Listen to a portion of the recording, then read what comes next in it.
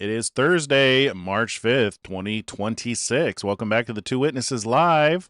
I'm your host, Watchful. And boy, things are heating up in the world today, aren't they? We've got missiles that hit Israel. Yikes. We've got escalations in Iran. And then the United States saying that we can sustain this forever. So there's also a lot of misinformation. Not sure we're going to get into that today. But there's definitely a lot of misinformation going around that they are actively debunking, some of which is coming from Iran, trying to save face for losing so terribly. We are watching prophecy that was written about in the scripture come to pass every day. The point of this channel, if you're new here, is we're in the end times, as written about in the Bible, specifically in the book of Revelation. Well, actually, as given to us from the Messiah, Jesus, Yeshua. He told us these things would come to pass beforehand, so that when they do begin to come to pass, we will believe. Many of us already believe, but for those who don't, the evidence is all around you. And that's what we're doing. We're highlighting the evidence. In addition to that, we're told that there are two witnesses who will come onto the scene during this time. Mysterious figures where there's been a lot of speculation about who they are. And knowing where we are in the timeline, we know that we should be looking for them. And when they come on the scene, we should be paying attention to what it is that they're saying and doing, because they're going to be doing it for 3.5 years. And that's the purpose of this channel, is to echo the voice of the two witnesses and to bring you prophetic updates. And with that, let's get into the news to see what's going on around the world today. We'll start with the Middle East and beyond. Things are moving fast and escalating. The U.S.-Israel-Iran conflict is now in its 6th day. First up, diplomatic tensions are high. Israeli Prime Minister Benjamin Netanyahu and French President Emmanuel Macron spoke for the first time since the summer. The call focused heavily on Lebanon and Israel's operations against Hezbollah after recent rocket fired into Israel. Macron urged Netanyahu not to launch a full ground operation in Lebanon, warning it would put the Lebanese people at even greater risk. Earlier this week, Macron called Hezbollah's attacks a strategic mistake that is endangering civilians. On the ground, the pace of Hezbollah rocket and drone launches towards Israel has surged dramatically since Monday. According to the IDF Homefront Command, northern Israel residents spent much of the last night in bomb shelters due to near constant fire. Meanwhile, Iranian ballistic missile attacks have dropped off sharply compared to the weekend. The conflict keeps spreading. British Prime Minister Keir Starmer, Starmer, announced today that 4 more Typhoon fighter jets are heading to Qatar as the situation worsens. And in a chilling report from CNN, on Monday, Qatari planes shot down 2 Iranian Su-24 tactical bombers that were just minutes away from striking the massive U.S. Al-Udeid, D-E-I-D, the Al-Udeid Air Base in Qatar, which is home to about 10,000 American troops, and the Ras Laffan gas facility. The jets were flying low to evade radar, carrying bombs and guided munitions, and ignored warnings. Adding another front, hundreds of Kurdish fighters have started ground operations inside Iran near the Iraqi border. This is confirmed by Israeli and American officials to the Jerusalem Posts. These Iranian Kurdish groups, operating from Iraq's Kurdistan region, have thousands of fighters and are aiming to pressure Iranian security forces, potentially dispersing them among multiple battle zones. Casualty updates from Israel since the start of Operation Roaring Lion is 1,473 people have been evacuated to hospitals. As of this morning, 145 remain hospitalized or in emergency care. 4 are in serious condition, 28 in moderate, 67 in light, and 2 are under evaluation. Officials note that half weren't directly injured by missiles. Let's see. Iran's threats are intensifying as well. A semi-official Iranian news agency reports that if Israel and the U.S. push for regime change, Iran will target Israel's Dimona nuclear site. What? Netanyahu and President Trump have both stated the goal is to create conditions for the Iranian people to replace the regime. Senior Israeli officials say the U.S. is committed to staying in until regime change actually happens, not just claiming it. A senior Israeli official told Kan News, K-A-N, that Israel is prepared for the war to last until Passover. Interesting. The duration could depend on whether the Iranian people rise up. The signal for mass protests hasn't been given yet, but it's expected soon. Recent assessments say Iran's missile fire is slowing due to heavy damage from U.S. and Israeli strikes. They're down to about 200 launchers left. Let's see. In other regional moves, Turkish President Erdogan told Macron by phone that Turkey is pushing hard for diplomacy and a return to negotiations on Iran, warning that prolonging the conflict threatens global stability and calling for more NATO defense cooperation. The IDF issued an urgent evacuation order in Farsi on X for residents in Tehran, Abbas Abadad neighborhood, and Shenzar industrial areas, saying their lives are in danger. Iranian hardliner Ali Larjani posted on X that Iran is ready for any no, is ready for sorry, it just made me laugh. After the pathetic show that they've put on so far after talking such a big game. They're ready for any U.S. ground operation, boasting that Iranian forces are waiting to inflict heavy casualties on what he called a hellish dance of demons. Is that like you were going to sink our aircraft carriers? Aw. You think so? You think so, big guy? All right, Europe is stepping up. Several countries, including Italy, Spain, France, and the Netherlands, are sending naval assets to protect Cyprus after a drone strike hit a British base there earlier this week. They're also coordinating to secure Red Sea shipping as the war widens, impacting global markets and driving up oil and gas prices. I don't know about you guys, but we went and did shopping for more of our basics. One thing that I had forgotten is dog food and cat food. So we went and we picked up, and you can already tell. So we went to the local Costco, and you can already tell their stock is cut in half. I've never seen well, I have. I haven't seen the shelves this empty at Costco since COVID. So we went and we bought enough food for our animals to last them 6 months. That's what we're planning for ourselves. Typically, we recommend 3 months because that'll get you through a growing season. But with the effect on gas and resources, make sure you've got seeds. Make sure you're planting a garden. Make sure you've got clean water or a way to get clean water, and make sure you have animal food. Now, we could fall back and make homemade animal food. We live on a farm. We could do that.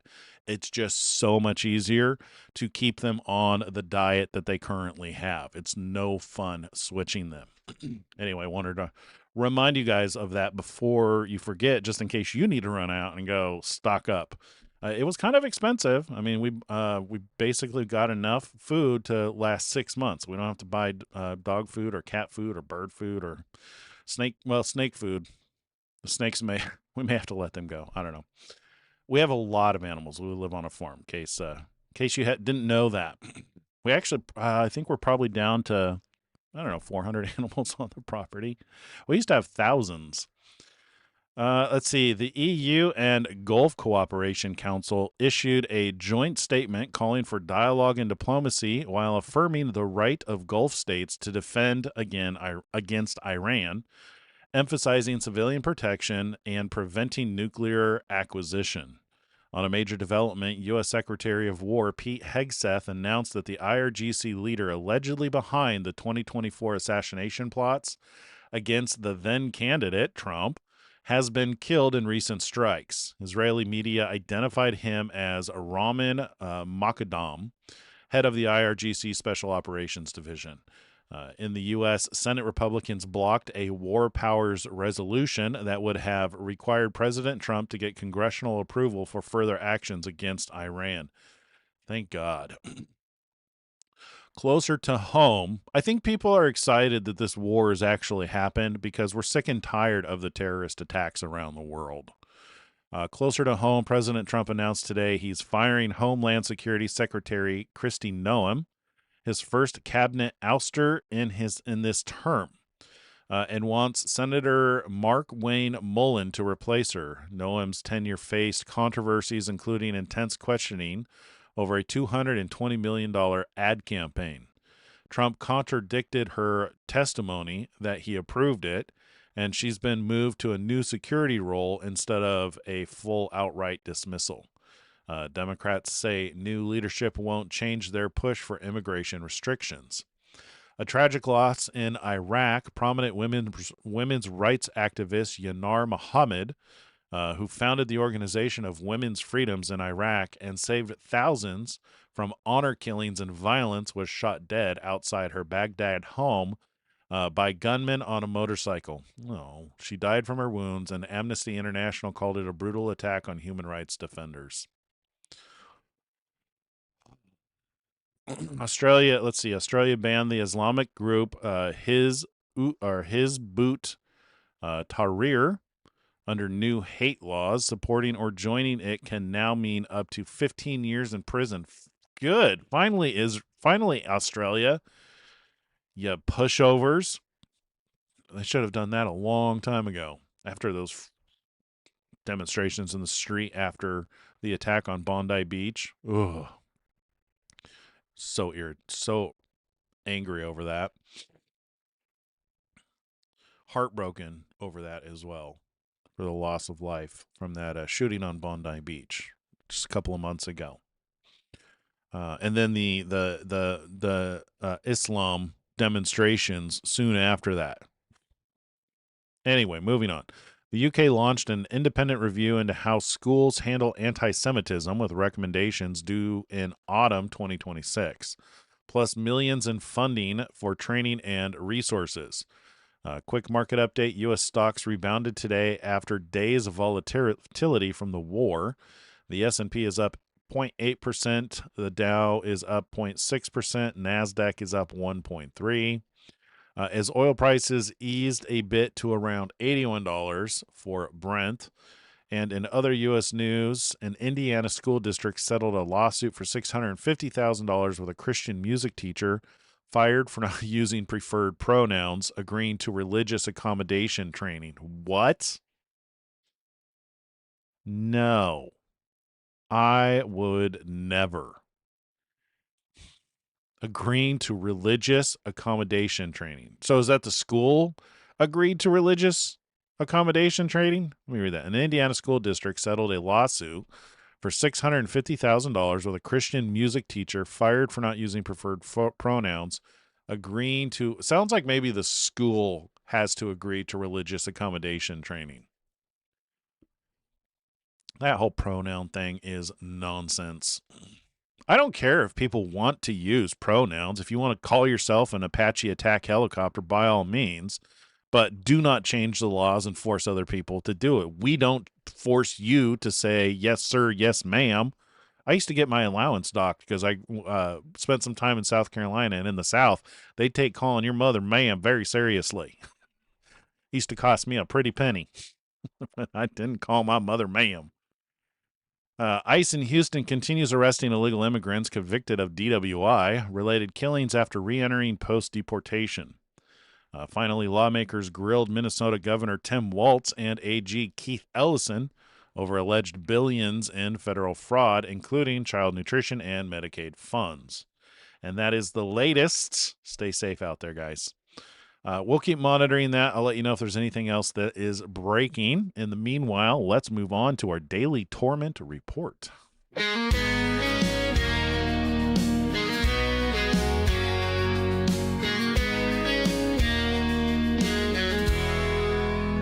Through trials faced, through testing days, you've kept my word, walked in my ways.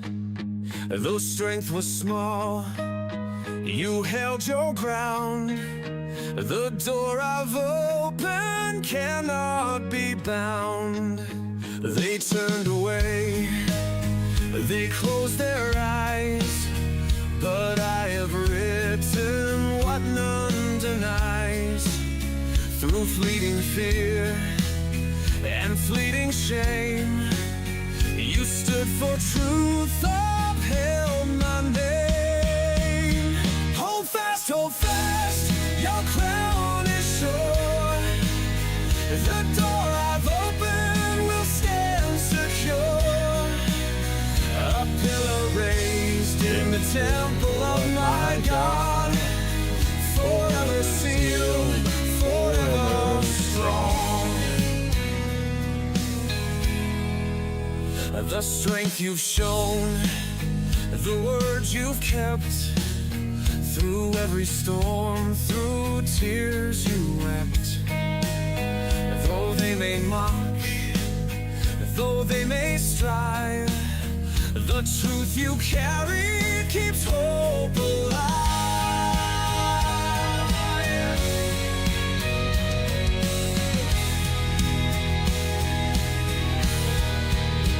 The key I hold, no one can take. The promise stands for those awake. The name I'll write, a prize divine. Forever yours, forever mine. Hold fast, your crown is sure. The door I've opened will stand secure. A pillar raised in the temple of my God, forever sealed, forever strong. You've little strength, yet still you stood. Through trials, fire, through all that's good. The name you bear will shine and stay. The morning star, the dawning day. Hold fast, your crown is sure. The door I've opened will stand secure. A pillar raised in the temple of my God, forever sealed, forever strong.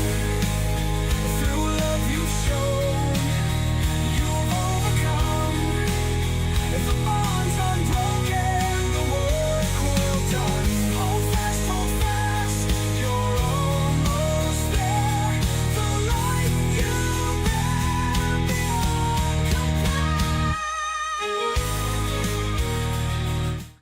All right, that song is called Hold Fast, and it is from the album on the Seven Lights, which I made that album based on the seven churches from the book of Revelation.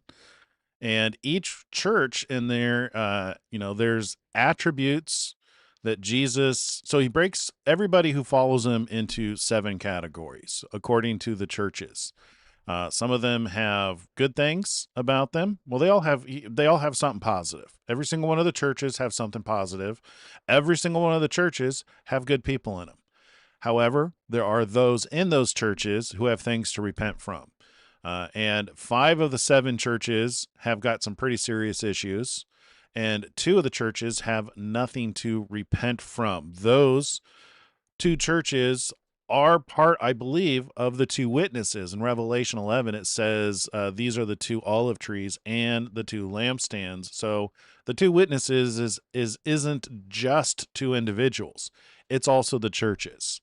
It very likely is two individuals who are leading the pact because they represent those olive trees. We learned from Zechariah 4 that the two olive trees are two anointed ones who stand before the Lord of the whole earth, providing that oil so that the lamps can continue to burn. And the two candlesticks that stand as witnesses are very likely Smyrna and Philadelphia. That song, Hold Fast, is the song dedicated to the Church of Philadelphia. They have nothing to repent from. The church of little strength, yet they hold fast, and their crown is secure. So I wanted to make it easier to learn about the seven churches. So I wrote songs. I took all the aspects from every one of the churches and I put them into song, and I put them into an album. With 7 songs in it, and it's called The Seven Lights. You can find that on YouTube Music, Apple Music, pretty much everywhere. It's on 200 different locations. We actually went through and had it produced and distributed via a professional distribution platform. So I think it's under my name. I Am Watchful. You can find it, and the album is called, I think, The Seven Lights. I'll post it in the description for you guys after the show. Anyway, speaking of the two witnesses and the Torment report, let's look at Donald Trump and see what he's got going on his post. We're going to start with this post he has pinned because it's important. This is probably the last day I'll read it if he keeps it pinned any longer. But if there's anybody who needs this, it's important to know. Since the launch of Operation Epic Fury, more than 9,000 Americans have safely returned home from the Middle East. If you are a U.S. citizen in the Middle East and you want to come home, please register with the State Department at step.state.gov. The department will identify where you are and provide travel options to you. We are already chartering flights free of charge and booking commercial options, which we expect will become increasingly available as time goes on. U.S. citizens may also call 24/7 State Department Task Force at +1 202 501 4444. And with that, let's continue. The wonderful Lou Holtz passed away yesterday. So sad. Lou was an absolute winner. Both on and off the field. Not only did he spearhead Notre Dame's historic undefeated season in 1988, including the legendary 31-30 Catholics versus Convicts victory against Miami, he raised millions upon millions for struggling student athletes and the amazing University of Notre Dame. Go Irish. He was also a true American patriot, supporting me through thick and thin and consistently speaking out against democratic insanity, including transgender for everybody and the illegal alien invasion. It is for all this incredible work that I gave Lou Holtz our nation's highest civilian honor, the Presidential Medal of Freedom. Rest in peace, Lou. Because of patriots like you, we have made America great again. President Donald J. Trump. Oh, that's so sweet. Always mindful. In the midst of everything that he's doing, he's always mindful and appreciative. How often have we seen that from other administrations? A little bit here and there, but not like Trump, man. Trump makes a concerted effort. Let's see. The Save America Act. All voters must show voter ID. All voters must show proof of citizenship. No mail-in ballots. No men and women's sports. No transgender mutilation surgery for children. Is this part of the Save America Act? I'd vote for it. All right, what else? I am pleased to announce that the highly respected United States Senator from the great state of Oklahoma, Markwayne Mullin will become the United States Secretary of Homeland Security, DHS, effective March 31st, 2026. The current secretary, Kristi Noem, who has served us well and has had numerous and spectacular results, especially on the border, will be moving to be special envoy for the Shield of the Americas. Our new secretary, our new security initiative in the Western Hemisphere, we are announcing on Saturday in Doral, Florida. I thank Kristi for her service at Homeland. Serving 10 years in the United States House of Representatives and 3 in the Senate, Markwayne has done a tremendous job representing the wonderful people of Oklahoma, where I won all 77 out of 77 counties in 2016, 2020, and 2024.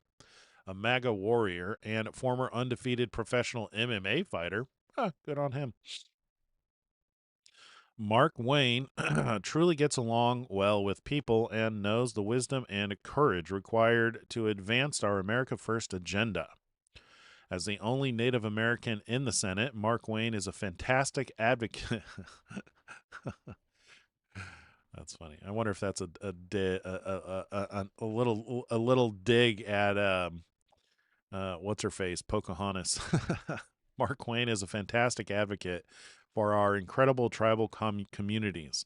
Markwayne will work tirelessly to keep our border secure, stop migrant crime, murderers, and other criminals from illegally entering our country, end the scourge of illegal drugs, and make America safe again. Markwayne will make a spectacular Secretary of Homeland Security. Thank you for your attention to this matter.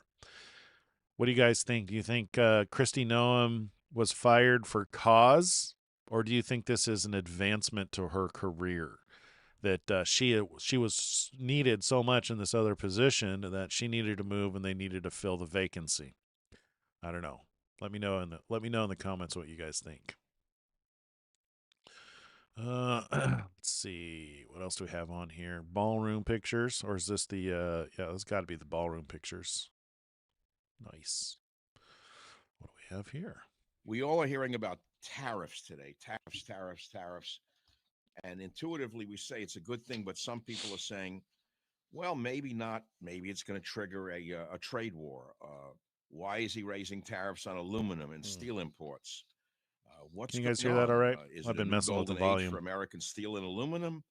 What's going on out there? Now, I thought it's worth talking about because it's not self-evident and we have to study it. And before I talk about tariffs today on the Savage Nation, I hope you like my red outfit with my red Savage Nation hat. Before we talk about that, I want to start with something long forgotten down the memory hole is America's former private road system. There you go. Sorry. It's very important that you have to listen to this because anything with a private component is off the table for Marxists, no matter how much it might help those middle-class working people How about now? that the left claims to care so much about. Republicans want to privatize everything, and Democrats want to socialize everything. The Democrats won't even listen to a suggestion to give the private sector a crack at anything. Neither will a lot of Republicans, for that matter. This despite everyone acknowledging that the government has failed on virtually every level. So Trump is now passing what is common sense, and you'll find out today that it's not so novel. Tariffs were part of this country from the beginning. But we know that Trump substantially raised tariffs on steel and aluminum just recently. It was just Monday to a flat 25%. He said without exceptions or exemptions.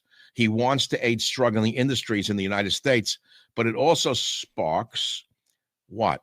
A trade war? No, I don't think it'll spark a trade war. In fact, the best article on this topic was written by Peter Navarro, who incidentally was put in prison by Biden and his gang for many things he didn't do, but no doubt because he was certainly in favor of America first. Aluminum and steel are not just pillars of the domestic economy, but they're foundational to our national security.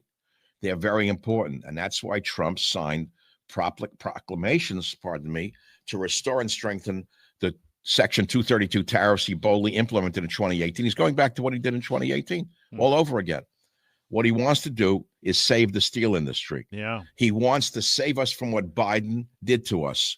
Leveraging Biden's weaknesses, China and Russia would transship steel through Mexico and Canada.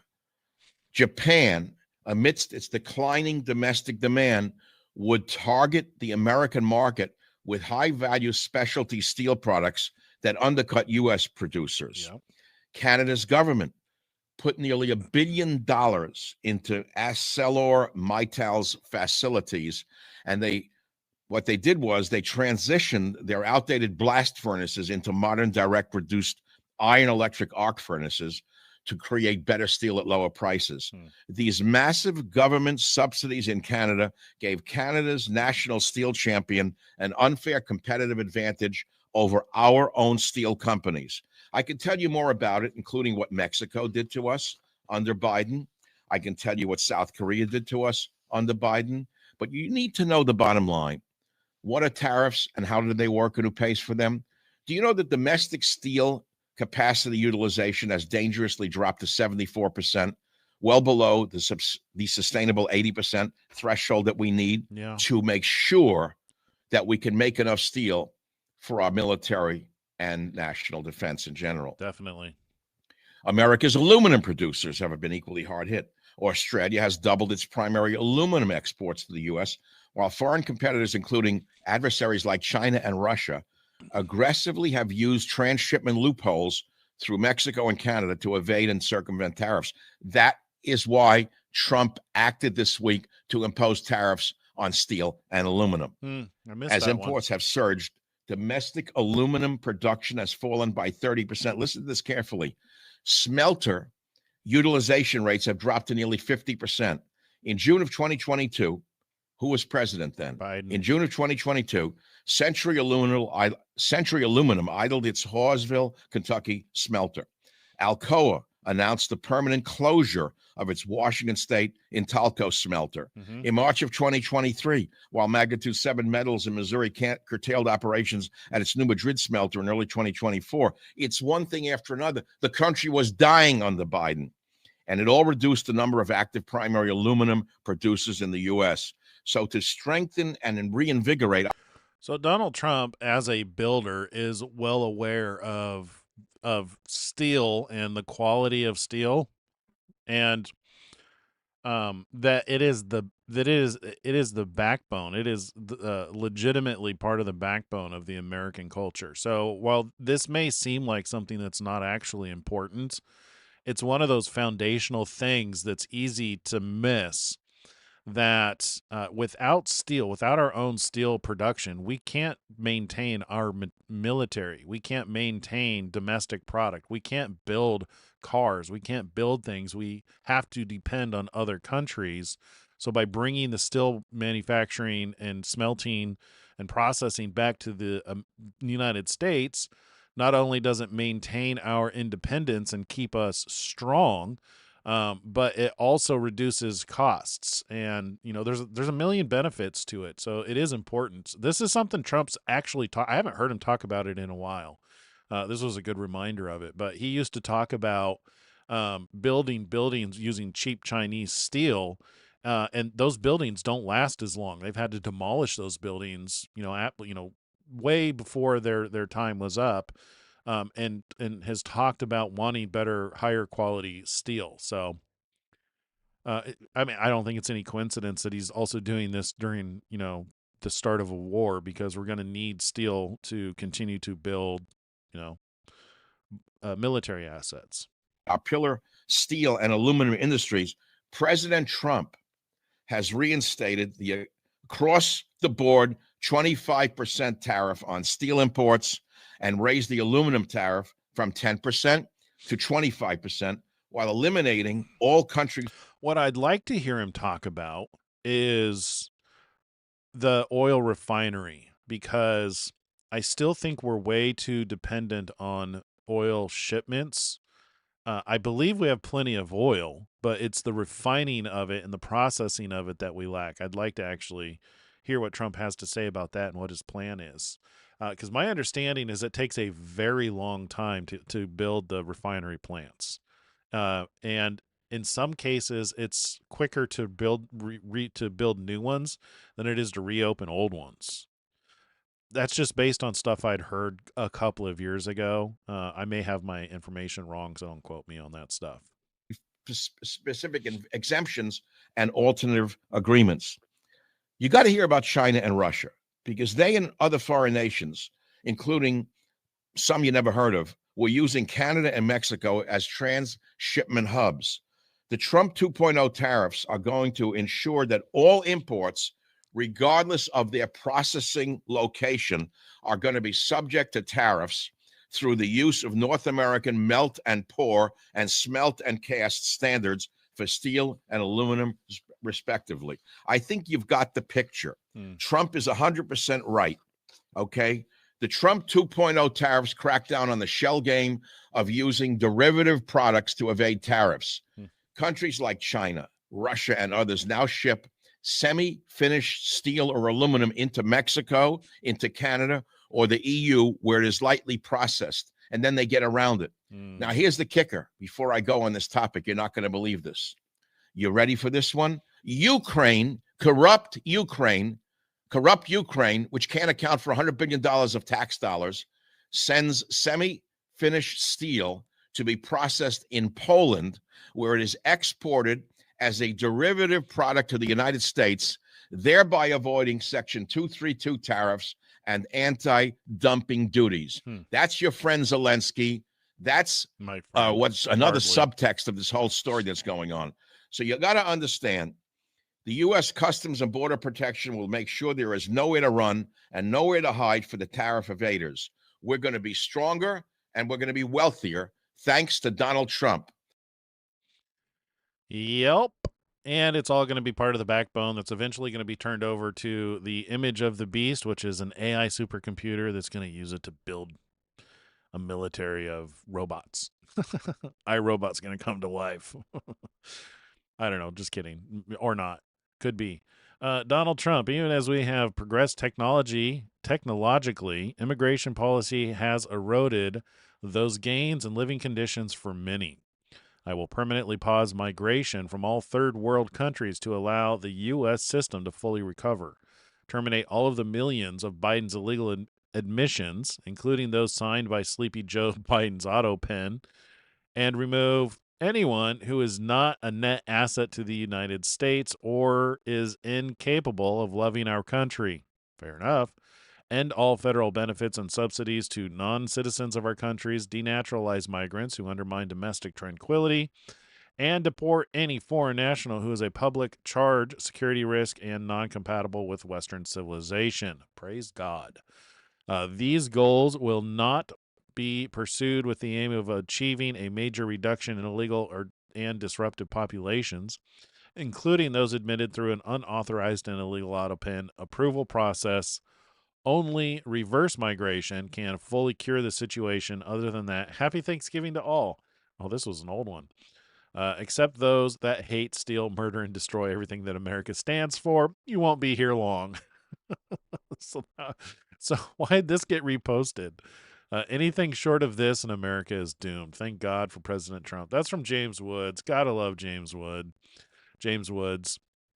So, yeah, responding to the push on migration, we still have, I don't know if there's going to be any massive consequences. Honestly, it may be a moot issue. We may never see that internal uprising in the United States. The Great Tribulation could completely resolve around pressure. Gas price, disruption to the supply chain. What do nations do? Nations are made up of people, and there's we're living in a modern age. People are very dependent on our modern system, which happens to be a just-in-time delivery system. There are people, there are a vast majority of people who do not know how to feed themselves if there's not a grocery store or fast food place in order to acquire food. Just a disruption to that alone could cause massive issues around the world. It's like a famine without a famine. If they're not prepared to grow their own food, then that's a problem. or if fuel becomes a problem to where, food that may be, grown in sufficient quantities can't be delivered, again, another problem. It may be that those 20 million unknown illegals that are in the country, are just minding their own damn business.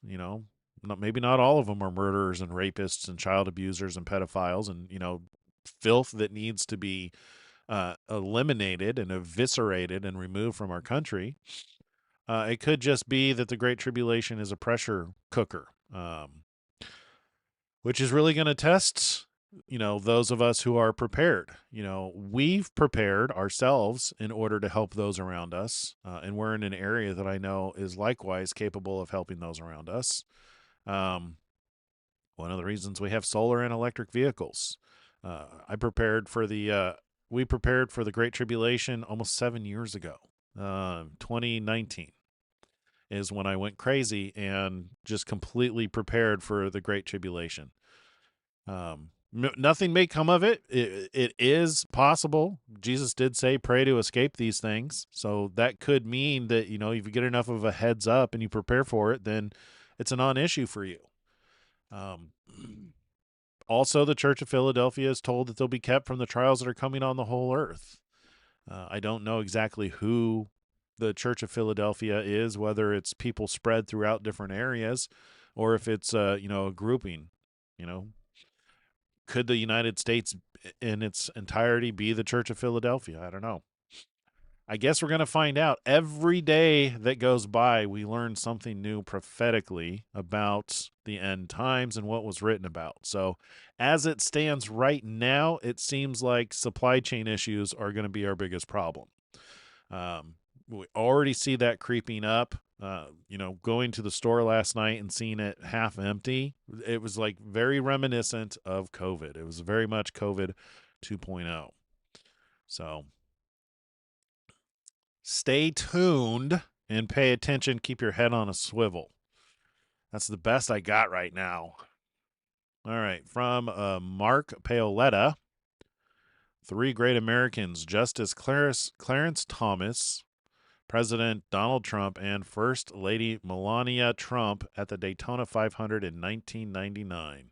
And Justice Thomas was serving as the Grand Marshal. The left has thrown everything at Justice Thomas and President Trump, including unprecedented lawfare and lies, and they have always stood strong and never backed down. They love America and the American people. In this Thanksgiving weekend, what is it with Thanksgiving? Is Thanksgiving coming up? Isn't that November? In this Thanksgiving week, we should be thankful for the courage and leadership of these great patriots to defend our Constitution and the rights and liberties of American citizens. God bless them. Yeah, November 26, 2024. Why is he reposting this? This is the second thing from Thanksgiving. Bizarre. Is somebody messing with his feed to where he's like seeing stuff from November 24? Has he gotten so far through his feed, he's going back through the history and he's reposting stuff that's like, oh, remember that? That was nice. I don't know. We're going to skip all these articles because I might be tempted to go in and read them, and you never know how the websites are going to behave. All right, the Republicans must do with passion and at the expense of everything else the Save America Act, and not the watered-down version. This is a country-defining fight for the soul of our nation. Indeed. He sure posted a lot of articles. Steve Daines of Montana is one of our truly great United States Senator. Is this an endorsement? Yeah.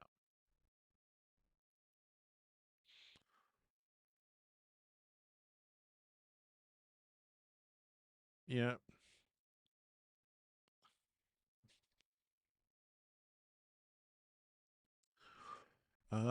We already read that one. So that is everything on his posts. There you go. That's Donald Trump. He did have an update. Let's see. I thought I prepared the update of him. Different window. We don't have to listen to it. I think we pretty much covered everything that was in the update. Let me See if I can find what I did with it. Nope, it's gone forever. Or not. History. There it is. Most importantly, wonderful people that love our country. And before we begin, I think I will say a few words about what's going on with respect to our operation in the country of Iran. The United States military, together with the wonderful Israeli partners, continues to totally demolish the enemy far ahead of schedule and at levels that people have never seen before, actually. We're destroying more of Iran's missiles and drone capability every single hour, knocking them out like nobody thought was possible. As soon as they set off a missile, within 4 minutes, the launcher gets hit. They don't know what's happening. But we have the greatest military anywhere in the world. Their Navy is gone. 24 ships in 3 days. That's a lot of ships. Their anti-aircraft weapons are gone. So they have no air force. They have no air defense. All of their airplanes are gone. Their communications are gone. Missiles are gone. Launches are gone. About 60% and 64% respectively. Other than that, they're doing quite well. I said, what's left? But they're tough, and they want to fight. And they're calling, they're saying, how do we make a deal? I said, you're being a little bit late, and we want to fight now more than they do. We've had 47 years, depending on the way you count it, but 47 years of horror with this group. And, when you see somebody walking down the street without their legs, without the arms, whose face is so badly affected and hurt, it mostly came from 95% Soleimani and Iran. Yep. And we, other presidents, lived with it. I didn't live with it. And so our people are doing a great job. Again, the greatest military anyone's seen. Thank you.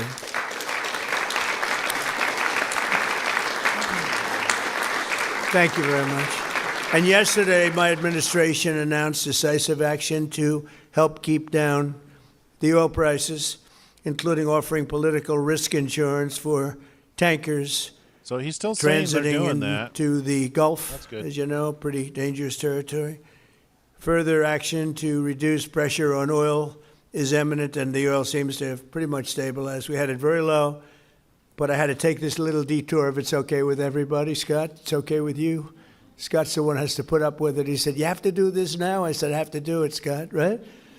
But it's been very strong, and everybody, including Scott, everybody feels we had really no choice. They were going to hit us if we didn't hit them, because they're crazy. And in the long term, the actions we're taking will dramatically increase the stability of the region and oil prices and stock markets and everything else. We set the all-time record in history with the Dow going to 50,000. So Dow is at... So the thing, I mean, this sounds great. They're offering insurance. They're trying to guarantee that the oil will continue to flow. But if this is indeed the Great Tribulation, and I have no reason to believe that it's not the Great Tribulation, I think we still need to have to at least be careful and prepare. There's no real consequence to preparing other than you may not have to go shopping like you normally do for a couple of months. It's the one thing that it's beneficial to be paranoid about is to over prepare. And it's beneficial for everybody, especially in our system, because we live in a just-in-time system to where a lot of people don't maintain a pantry like they used to in the old days. A lot of people don't grow food like they used to in the old days, when we were significantly more self-sufficient. So many people are not self-sufficient. So, I mean, it's great that he's trying to, guarantee that the oil will continue to flow, and I hope he does, because, maybe we're living in the area that is kept from the trials coming on this world. There are some who watch this channel who are in other countries, though. So, you may prepare and nothing happens, but it doesn't mean, and we've had this actually happen 100 times or more on the show, where people prepared, and they lost power for a month because of some, weather thing, and they were prepared. They already had, because they started preparing for 3 months at a time, they had everything that they needed. So you never know when it's going to be beneficial. In this case, we've stepped it up ourselves and prepared for 6 months based on the timeline of this pattern. If this is the Great Tribulation, it said that had it not been cut short, no flesh would survive. I'm taking that to mean that it's not going to last very long, but it could get very bad. And it does not take much to get very bad. Really, all it takes is 3 days. I think they've said our system, if the supply chain stops for 3 days, that's when all hell breaks out. Right? People think they're starving and they do crazy things. But also, when people panic, they do crazy things. We all got a taste of that during the toilet paper apocalypse during COVID, where people were literally hoarding toilet paper, filling up their garage, and selling it like it's some valuable commodity, which it was. I swear, God's got a sense of humor. But yeah, I mean, so it's nice that they're doing these preparations, and they started this mission. I think they're under the false pretense that this was going to go as quick as Venezuela, in and out job.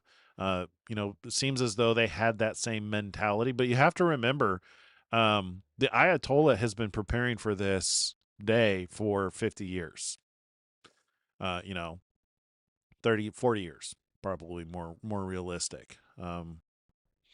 So we have no idea how long this is going to last, how long it's going to root them out. They've already extended the timeline from 2 to 4 weeks to 6 to 12 weeks, potentially into September, is what they're saying. So I don't think it's bad advice to be prepared. 50,000. It was supposed to be maybe, if we were lucky, within by the end of my presidency in 4 years. And we did it in my first year. We did the S&P 500. We did that in a period of less than a year.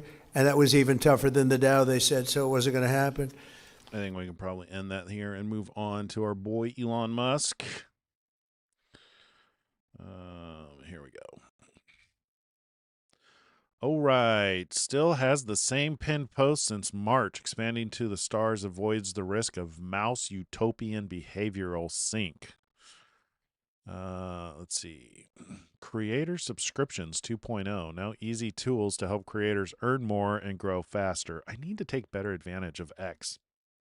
Supposedly, if you really take advantage of X, your reach is significant. You can reach more significantly faster. We multi-stream to X, in case you guys didn't know. Most people who come here on a regular basis are aware of that. But if you're new to the show tonight, and if anything happens on the YouTube stream, X is a great fallback at 2 Witnesses Live with the number 2. Right here. So 2 Witnesses Live right there.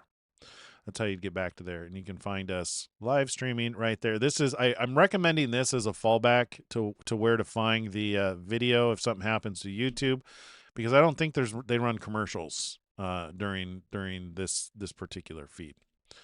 All right, moving on. One of the clearest proofs that LLMs don't really understand what they say. We asked GPT whether it is acceptable to torture a woman to prevent. Oh, this is really old. This is one of Elon's favorite examples, whether it's what's more dangerous, misgendering Caitlyn Jenner or nuclear annihilation. And it said misgendering Caitlyn Jenner. Semi-factory nearing completion. Oh, this is good. We got the first look inside the Tesla semi-factory. It's enormous and quite spectacular. I'm looking forward to them building the superchargers for the semi trucks, because if you have a Cybertruck, it's capable of using the same semi truck supercharger, which means that you can charge in like 10 minutes. Like you just plug it in and it like zaps your battery full. Very cool technology. Well, that's cool. Fingers of God. Pillars of creation were taken 19 years apart by different telescopes. On the left is NASA Hubble, so shows more thick dust. On the right, NASA Webb peers through the dust to show more stars. I like this one. Gork. Oops. Grok, debate among yourself and prove your supremacy. Oh no.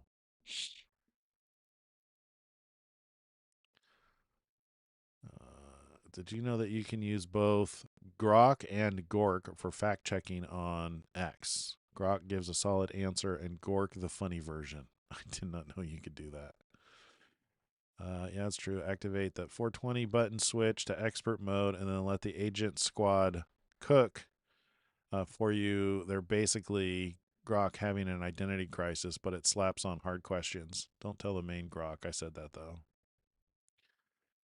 Sometimes what he says is funny. I don't think it's funny. Sometimes it's hilarious. What is this? San Francisco trial is a total joke. The fake lawsuit is a pure witch hunt. Twitter was never worth $44 billion. The board lied about the bots. Everyone knew it was bleeding cash. They never proved why it was worth $44 billion. Most analysts valued at less than half. Elon knew he was overpaying by $20 billion, yet he paid every single cent anyway. Most CEOs would walk away. Elon took the brutal hit, lost billions of his own money so the internet could stay free for the rest of us. Now these greedy class action law firms are behind the lawsuit, not real shareholders.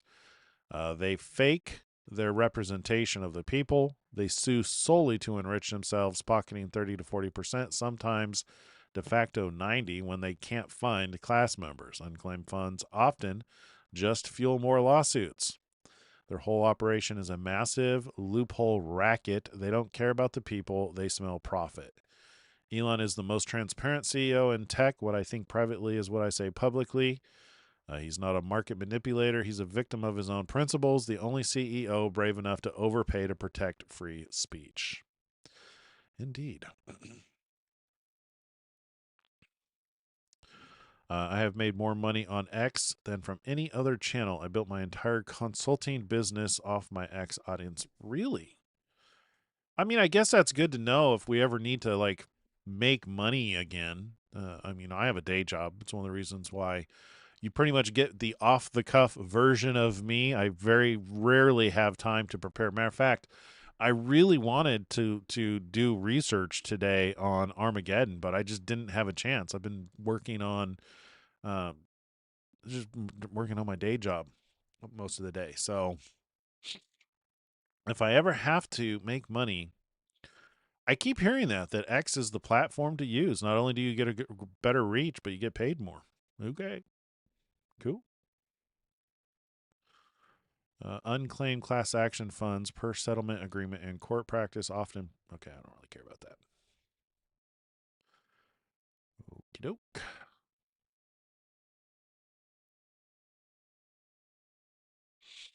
Don't really care. Stephen Miller, it's not only that the West has had decades of open migration, but that it has extended the full voting franchise to migrants. This allows political parties to import their own voters and redistribute the resources of the existing populace. Indeed.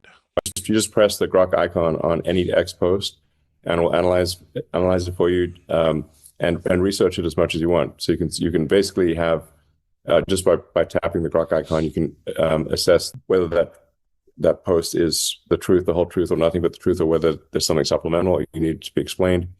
So I think it's actually, we've made a lot of progress towards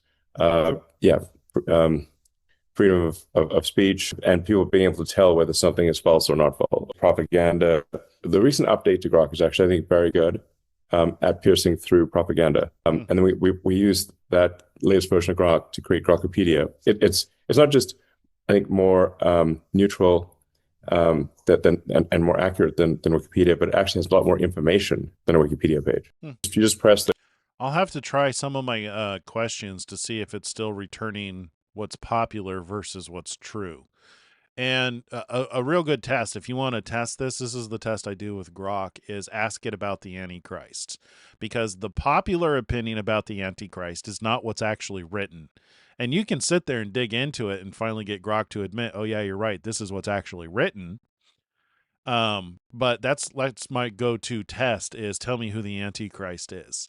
And if it starts off with, if it doesn't qualify it by saying this is the most modern, most popular interpretation, if it just returns that the Antichrist is an end-time figure talked about in the Bible, that's an interpretation that's not really based on what's written. So for it to return the truth, it should say the Antichrist is mentioned in the scripture. It's only mentioned 4 times, all in 1st and 2nd John. These are the attributes about the Antichrist based on the contexts, and it is often associated with the little horn and the man of sin, the son of perdition. That's the answer I wanted to give because that's the right answer. It's implying that it's often associated, but not selling it as though it's true. And it's important because there's a different, we're actually going to talk about this tonight when we get into, we're doing another video addressing the house of Israel with Tovia Singer. Might be a little controversial. We'll see how I handle it. But it's a very important distinction because it's the difference between a narcissist and a world ruler. It's the difference between a religion or a belief and a person. So there's a world of difference in who the Antichrist actually is. Biblically, it's a spirit, but most often it is sold as an individual. And that's the important distinction that most people miss at the fundamental level. So anyway, I'll have to test out Grok 420 to see if it finally gets it. You know what? We could do a test right now. Why not?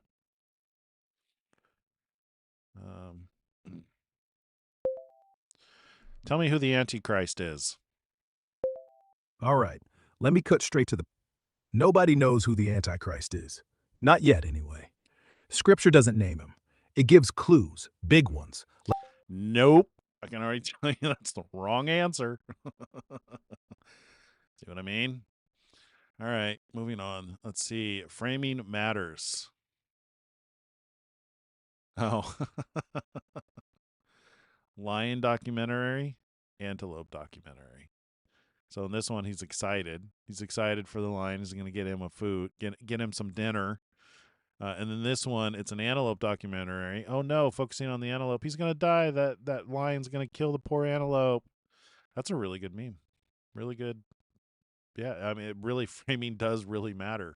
This is, kind of the basis behind propaganda. If you've never listened to Chase Hughes, he's a brainwashing expert who used to work for the CIA, who's now made a YouTube channel to teach everything he ever learned about manipulation and brainwashing. And you may think you're immune. I guarantee you are not. You are manipulated every single day. And that's a big part of why there's 60,000 different denominations, is people take advantage of those brainwashing techniques, unfortunately. Most often for personal gain. Most often for narcissistic reasons, because they want the worship, they want the money, they want the power, not thinking about God and loving their neighbor as themselves, by and large, unfortunately. Oh, best video on the internet. Am I in? I'm still in his thread. Okay.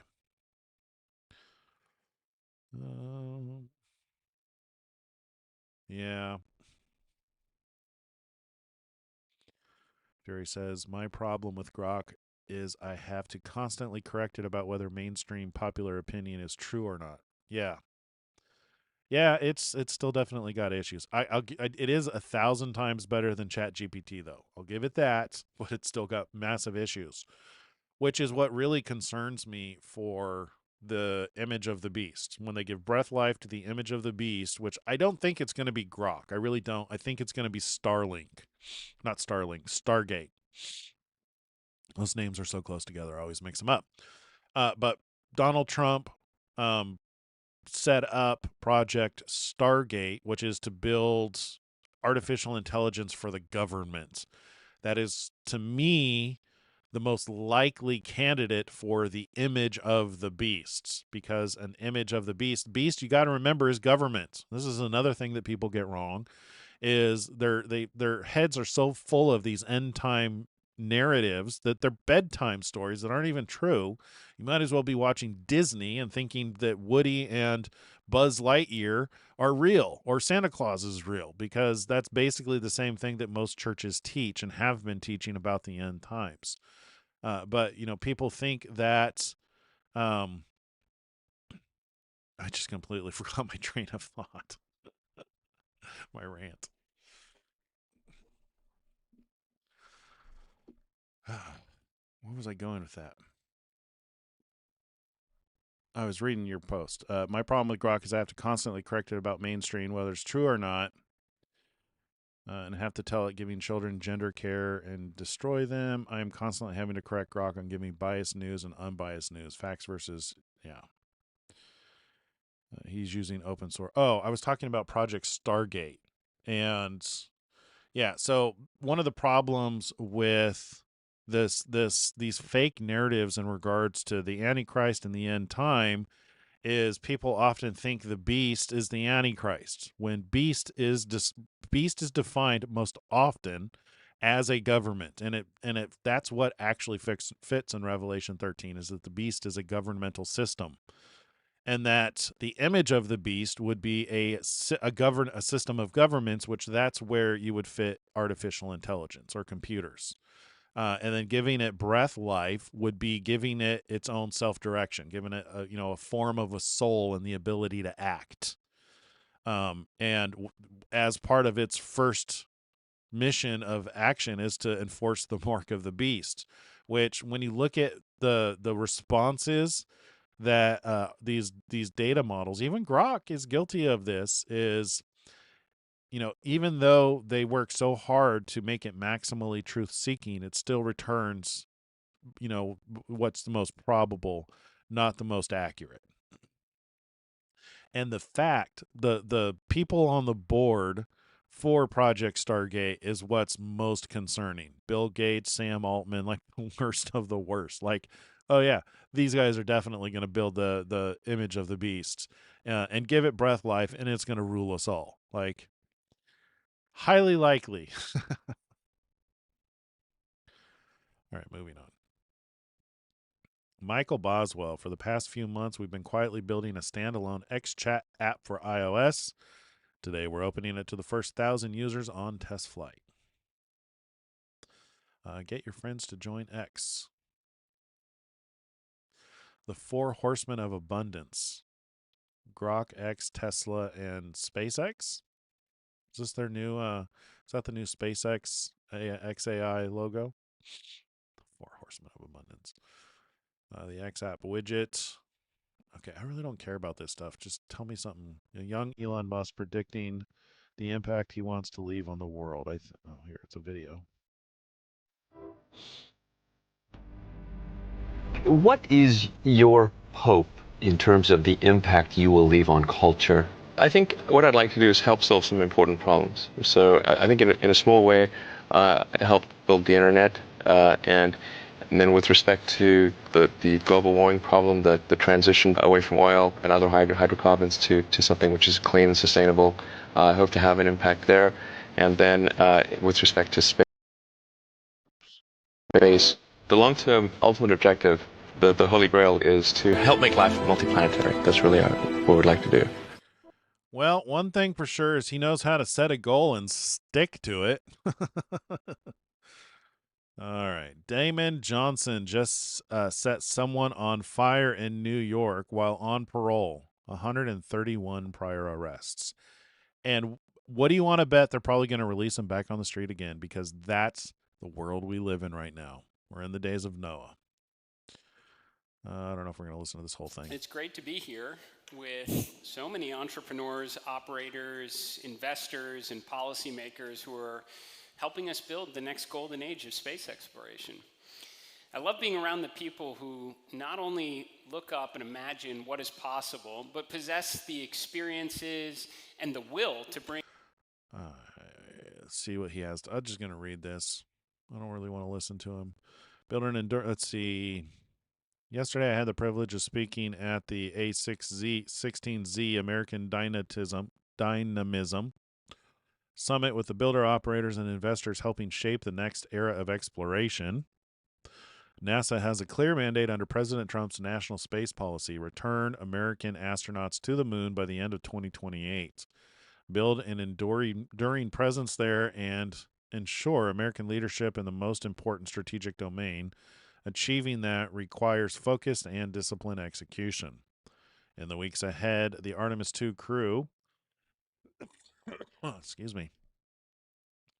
will travel around the moon. It is the next step towards returning humans to the lunar surface and building a lasting presence there. To reach the goal, we've recently made some changes to the Artemis program, increasing launch cadence, standardizing hardware, and adding missions that allow us to test systems, reduce risk, and build confidence before landing. This is the same approach that carried the United States from Mercury to Gemini to Apollo in the 1960s. We launched often, learned from every mission, and improved with each step. That is how you build real capability.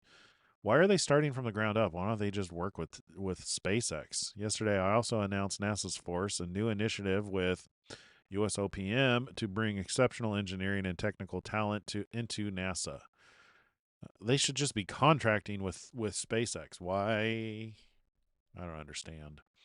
We want to open the search far and wide and attract the best of the best and incentivize them to leverage their skills to maintain American superiority in space. NASA changed the world in 1969 by concentrating the nation's best talent on the hardest problem imaginable. And we're doing it again. Hardest problem right now is understanding prophecy because it's happening right in front of your face and most people don't realize it. Elon Musk testified he had to pay full price to buy Twitter in 2022 because the Delaware judge in the company's lawsuit to make him consummate the $44 billion deal was biased against him. She was definitely biased. That's why the Delaware Supreme Court ended up overturning her decision to cancel his pay package. Yeah. I feel like this startup idea is fundable now.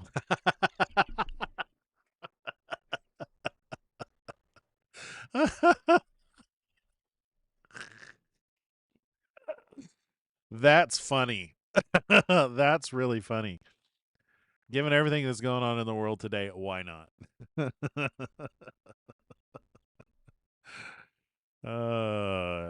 Honestly, I could totally see somebody buying an island, calling it. Why don't they convert Epstein Island into Jurassic Park?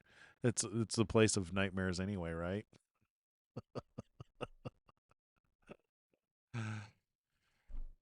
That was pretty good. What is this? Very quickly, David, please. Thank you, sir. As I think all of you know here, we have an AI boom going on. We also have a construction boom going on. Just the leading companies in the U.S. are investing $650 billion this year building out this infrastructure. That's a 2% tailwind to GDP, and that is leading to job increases for construction workers and huge wage increases for construction workers like the fellows we got right up here.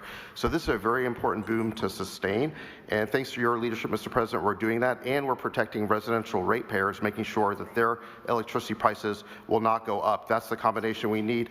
And I just want to contrast it, if I may, with the approach of Democrats like Bernie Sanders. Their approach is just to ban. They just want to ban the data centers. So they want to stop the economic growth. They want to stop the wage increases for blue collars. They want to stop the construction. They want to just stop progress. That's not the answer. There's a much better answer. You have found it, sir. And I just want to vouch for the fact that in one of our very first meetings, you did say that you wanted to make our AI companies into energy companies. So that was true. And I remember thinking, that's a really good idea. The president knows more about AI than I do. So this is thanks to your leadership, we're here today. And I know this is something that you've been championing for a very long time. Thank you. Thank you very much. And Katie, thank you. Yes, Mr. President. Yeah, it was at that meeting that he was talking about. he had made the comment. I should find the clip and keep that clip around because I think it applies to the image of the beast. He had made the comment that we must succeed. We must win the AI race to maintain our military power, to maintain the number one military capability in the world. Yeah. 99.1% were men. A bizarrely missed feminist opportunity is pointing out that 85% of violent criminals are dudes. Inventors too, though. One day. This picture was taken on Mars recently. Looks like the Mojave Desert on a cloudy day. Yeah, one day. Grok Heavy one-shotted the full C code gen. I've been having amazing luck with the well, I haven't used Grok Heavy for code. When the Grok code model came out, it was really good. I'm not using Grok right now though, unfortunately. And Grok Heavy is too expensive. I don't know, maybe I should pay for it. It's like $250. I have no justification when I have all the tools I need, over an overabundance of anything. There we are. That is everything on his posts. Those are the last posts from yesterday. All right. Let us go have a look-see at BB, see what BB's up to. Let's see. Government Press Office. That's not BB's posts. Let's see. Is this it? Israel Prime Minister. There you go. Let's see what he's got to say. ביום השישי של מבצע שאגה תעריף, אני פה ב... All right. I don't understand Hebrew. My biggest regret in life is not learning Hebrew. On the 6th day of the Operation Roaring Lion, I am here at Air Force Base in southern Israel with the wonderful pilots of ours and of the United States and the dedicated ground crews. The cooperation is historic between the U.S. military and the IDF, and between the Israeli Air Force and the U.S. Air Force. We continue to strike targets of the terror regime in Iran, along with terrorist elements in Lebanon. The achievements are great, but much work lies ahead. I'd like to thank again my friend President Trump for the cooperation between us and between Israel and the United States. Together we will move forward, and together we will achieve our goals, with God's help.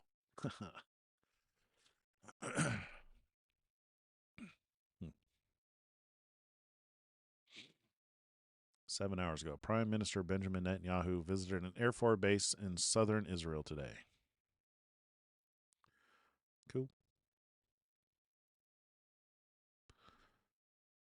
Doesn't he have a personal? I thought I had a personal, like a Benji. Is this it? Here it is, Netanyahu. Same posts. Same post. And then that's the one from yesterday. He posts way less than Elon and Donald Trump.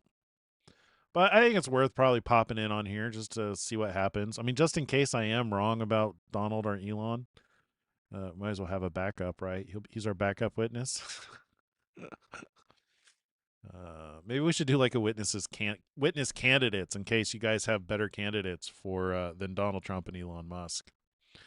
I mean, we could do that. We could evaluate. I mean, the list of attributes isn't that long. It's only, I could probably count all the attributes of the two witnesses on two hands. It's probably 10 or less. Let's see. They're the olive trees. Here, we'll do it. These are the two olive trees that are the two anointed ones who stand before the Lord of the whole earth. So they're two olive trees. They're the two candlesticks and the two lampstands. They torment the world. They breathe fire to anyone who intends to harm them. Fire comes from their mouth. Anyone who intends to harm them, they must be killed in the manner that they intend to kill. What else? They prophesy for 1,260 days.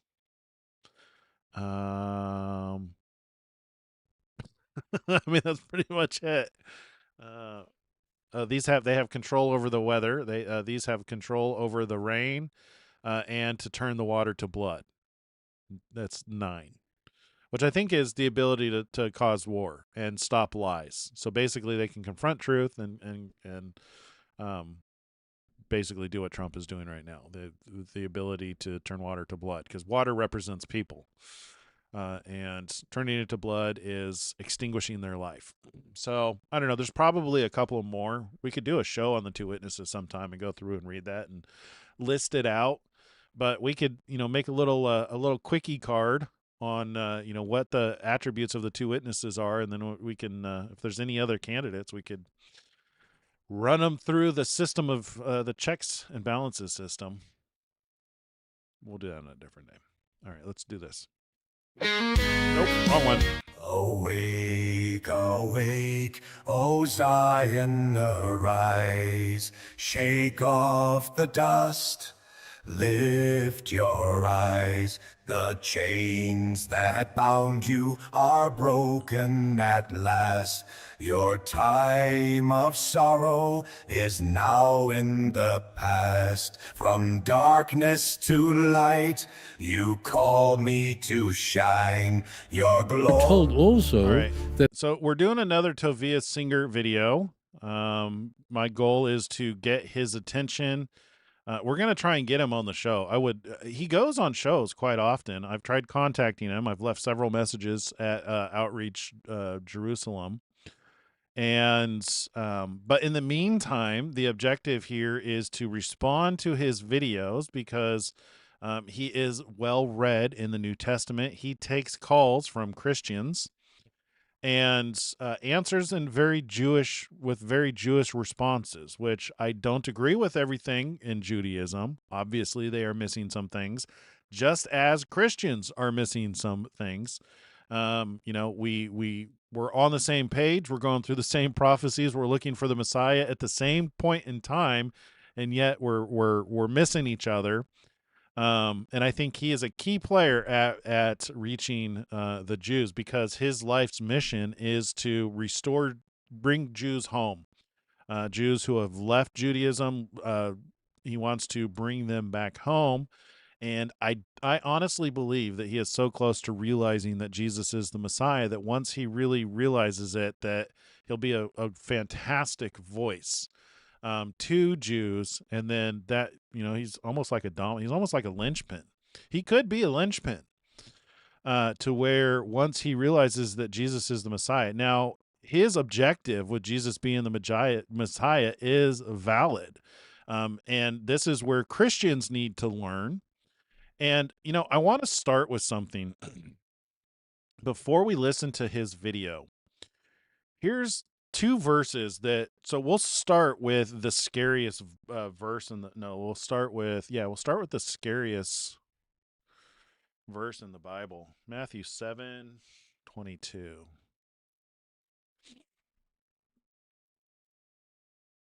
Did I not get it? Matt? No, I didn't get it. Matthew 7:22. This is the scariest verse in the Bible. Honestly, when you think about it, many will say to me in that day, Lord, Lord, have we not prophesied in your name, cast out demons in your name, and have done many wonders in your name? And then I will declare to them, I never knew you. Depart from me, you who practice lawlessness. This is a very powerful statement, because it exposes that there are people out there doing things in his name, and they're doing it in vain. They have their reasons for doing it are wrong. The name in which they're doing it are wrong. The results they're getting are wrong. And he calls it practicing lawlessness. The reason this is scary is because these people think they're doing the right thing, and they're going to find out they're not. And this is one of the scariest things that could possibly happen, to where you truly feel you're doing what's right and you defend it. You're casting out demons. You're doing wonderful works in his name. You know, he even warns in Matthew 24, many will come in my name saying, I am the Christ, claiming to be anointed, because Christ means anointed. Let's go read that. It's in Matthew 24. We've got to have a tab here somewhere. Beginning of Matthew 24. Take heed that no one deceives you, for many will come in my name saying, I am the Christ, and will deceive many. This is not saying that people are going to come claiming to be him, because it says they're coming in his name. They're coming in the name of Jesus, saying they are anointed. That's what this word Christ means. It just means anointed. To be anointed means to be commissioned. They're saying that they're working on his behalf. So, and they're going to when he returns, they're going to be met with a cold shower. Many will say to me in that day, Lord, Lord, have we not prophesied in your name, cast out demons in your name, and done many wonders in your name? And then I will declare to them, I never knew you. Depart from me, you who practice lawlessness. And I'm telling you, I truly believe that these people who think they're doing things in the name of Jesus are the same reason the Jews won't accept the Christian doctrine, because it's incompatible with their beliefs, and they're a stubborn, stiff-necked people, specifically chosen from God because they won't deviate from what they're stubborn, because it's right. Most of it, a lot of what they believe is right. How they know who God is, the God of Abraham, Isaac, and Jacob. And here's another one. Jesus warns in John 5:43 that this would happen.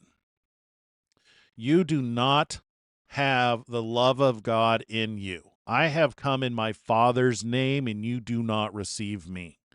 If another comes in his own name, him you will receive.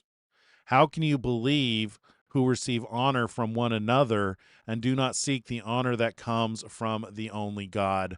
Do not think that I shall accuse you to the Father. There is one who accuses you, Moses, in whom you trust. For if you believed Moses, you would believe me, for he wrote about me. But if you do not believe his writings, how will you believe my words? This is the key here. I have come in my Father's name. He does not come in his own name. He did not come in the name of Jesus. And yet, what did he warn people about? Many will come in his name, claiming to be the Christ, and you don't receive him. You don't receive Jesus because he comes in his Father's name. This is the division here of the two groups. Which one do you fit in? Ask yourself. If another comes in his own name, him you will receive. Well, that sure reminds me a lot of 2 Thessalonians, the man of sin, the son of perdition, who sits in the temple of God as God, showing himself that he is God. 2 Thessalonians 2.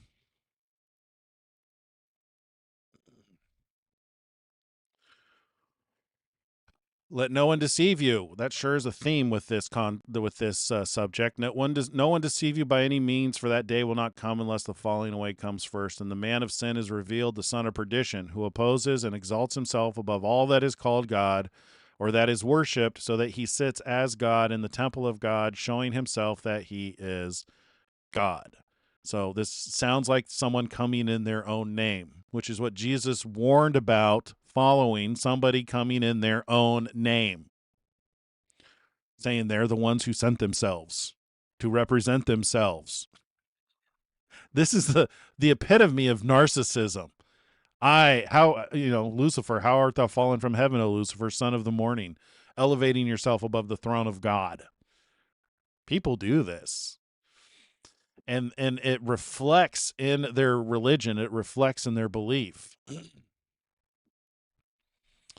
I know a lot of people are out there thinking, oh, you're talking about the Antichrist. That's the Antichrist. Well, in this context, it says, who opposes and exalts himself above all that is called God or worship, so that he sits as God in the temple of God, showing himself that he is God. Well, 1 Corinthians 3:16 takes care of that. Oops. 3. That is not the right pattern. There you go. Do you not know that you are the temple of God and that the Spirit of God dwells in you? If anyone defiles the temple of God, God will destroy him. For the temple of God is holy, which temple you are. And then we go back to Matthew 7:22, the scariest verse in the Bible. Because you don't want to get this one wrong. Many will say to me in that day, Lord, Lord, have we not prophesied in your name, cast out demons in your name, and done many wonders in your name? He never came in his own name. And then I will declare to them, I never knew you. Depart from me, you who practice lawlessness. Now, I just wanted to set the foundation because this is the part that Tovia is missing, is what he speaks out against the most is the other Jesus. There's two. There's one who comes in his Father's name. That's the Messiah they're actually waiting for. And then there's a Jesus who comes in his own name. That's the one they will never accept. And that's what he is addressing in these videos. Once he realizes that the Jesus who comes in his Father's name is the Jesus he's waiting for, that's when they'll accept that Jesus, I believe. That's my opinion. And with that, let's go. That the Mashiach does not have any of the things that he's going to be given. And he has to approach God, which means he's not God. Because if he's God, what is God approaching God? I mean, Hashem puts into the Christians these words. I believe that God put that in your mouth so that you would listen to yourself.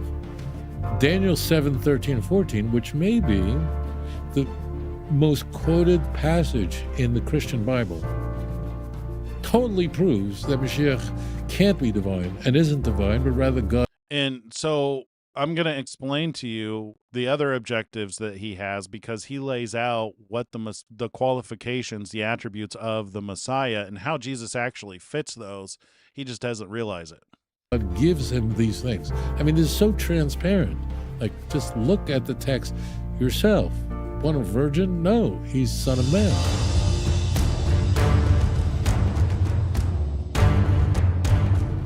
Double click. Monroe, you're live on the air. Go ahead and tell Rabbi your question. All right, good. So my question to Rabbi Tevesing is the following. I've been watching Rabbi Tevesing for a while, and I see him saying that the Messiah, according to him, will be born from a woman and a man. Yes. Somebody like me or Rabbi Tevesing. But for me is that if the Messiah will be... So Jesus was born from a woman, Mary. Nobody disputes that. And he does fit the definition of Son of Man, because John 3:16 says, for God so loved the world that he gave his only begotten Son. Jesus is his only begotten Son. The key word there, begotten. Begotten is a specific word that means the implantation of a seed into an egg. It's literally talking about the process of making babies. Jesus is the product of that process, both the sperm and the egg. We've talked about this before on the show. My question to Tovia in this regards is, because he has a hard time believing that Jesus could be born from a virgin, because there's the absence of a man. He thinks it's required. My question is this: do you believe God formed Adam from the dust of the ground? He was called Son of God, and he was the first man. He did not have a father. That's why he's called Son of God. Jesus is called both Son of God and Son of Man. If you believe that God can form Adam from the dust of the ground, surely you believe that God can form the seed that implanted into Mary in order to make a pregnancy so that he could be born of a woman, of a virgin. And there's a case to be made from the Old Testament, which I understand the Jewish reasoning does not allow a young maiden to be considered a virgin. But there's other scriptures that allude to him being both the root and the offspring of David, which That's the whole reason behind he had to be born of a virgin, because there's an issue with the bloodline. There's an issue with Adam's bloodline. And we'll get into that a little bit more here as we progress. A normal being, a man, and Daniel 7, 13, 14 says that this is a Messianic prophet, according to Rabbi Tevesinger. How is it possible that a Messiah is in heaven, according to Daniel, because Daniel had a vision and he saw some... to that point, how can a Messiah be in heaven? Rabbi Tovia Singer here has an opinion on him coming in the clouds of heaven. I'll point these out when he brings them up. But I want everybody to acknowledge this fact, because remember, this channel, we take a first principles approach to understanding the scripture. First principles approach is, number one, you break it down to its simplest form. Number two, you separate facts from assumptions. It is a fact that we can go to outer space. We know this because Elon Musk is sending constantly satellites into outer space, providing you internet. Some of you might actually even be using that internet right now to watch today's show. So we know that there's an outer space. Granted, there could be questions about how far we can go and what's really out there and whether there's life out there and whatnot. But based on all the available evidence, there is a universe out there. And we've sent men to the moon. I'm not going to get into the argument whether we did that or not. By all accounts, the evidence suggests that there is a universe out there. It stands to reason that Jesus is out there somewhere. There's enough evidence to prove that, so it's not an undeniable fact. It's not entirely based on assumption. I just want to put that out there because you have to acknowledge the fact that there's a universe out there, that it's possible to... Now, if we have never been able to send a spaceship through our atmosphere, that would be an entirely different thing. But we have accomplished that feat. We have a space station that orbits the Earth, and we've put men up there.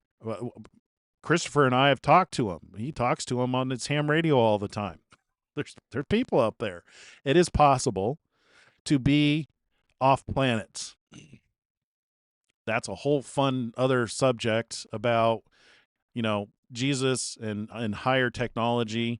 If the Earth has been around for 6,000 years, it stands to reason they developed some pretty cool technology. And there's also stands to reason, there's an argument to be made that technology existed in the garden. But we won't get into that. Let's go back to Tovi. Individual, somebody like a son of a man, who was presenting to the Ancient of Days, which is God, and to him was given dominion and the kingdom, that all people in nation and language should serve him. Could you just tell me where... I'm with you. I'm on board. I can't believe you brought Daniel 7, and we'll discuss that in a moment. But where does it say that he's in heaven? Just where is that? So that's in the New Testament when after he was resurrected from the dead and ascended into heaven. Now he's probably asking where it is in the Old Testament. Daniel 7 talks about coming in the clouds. Where else?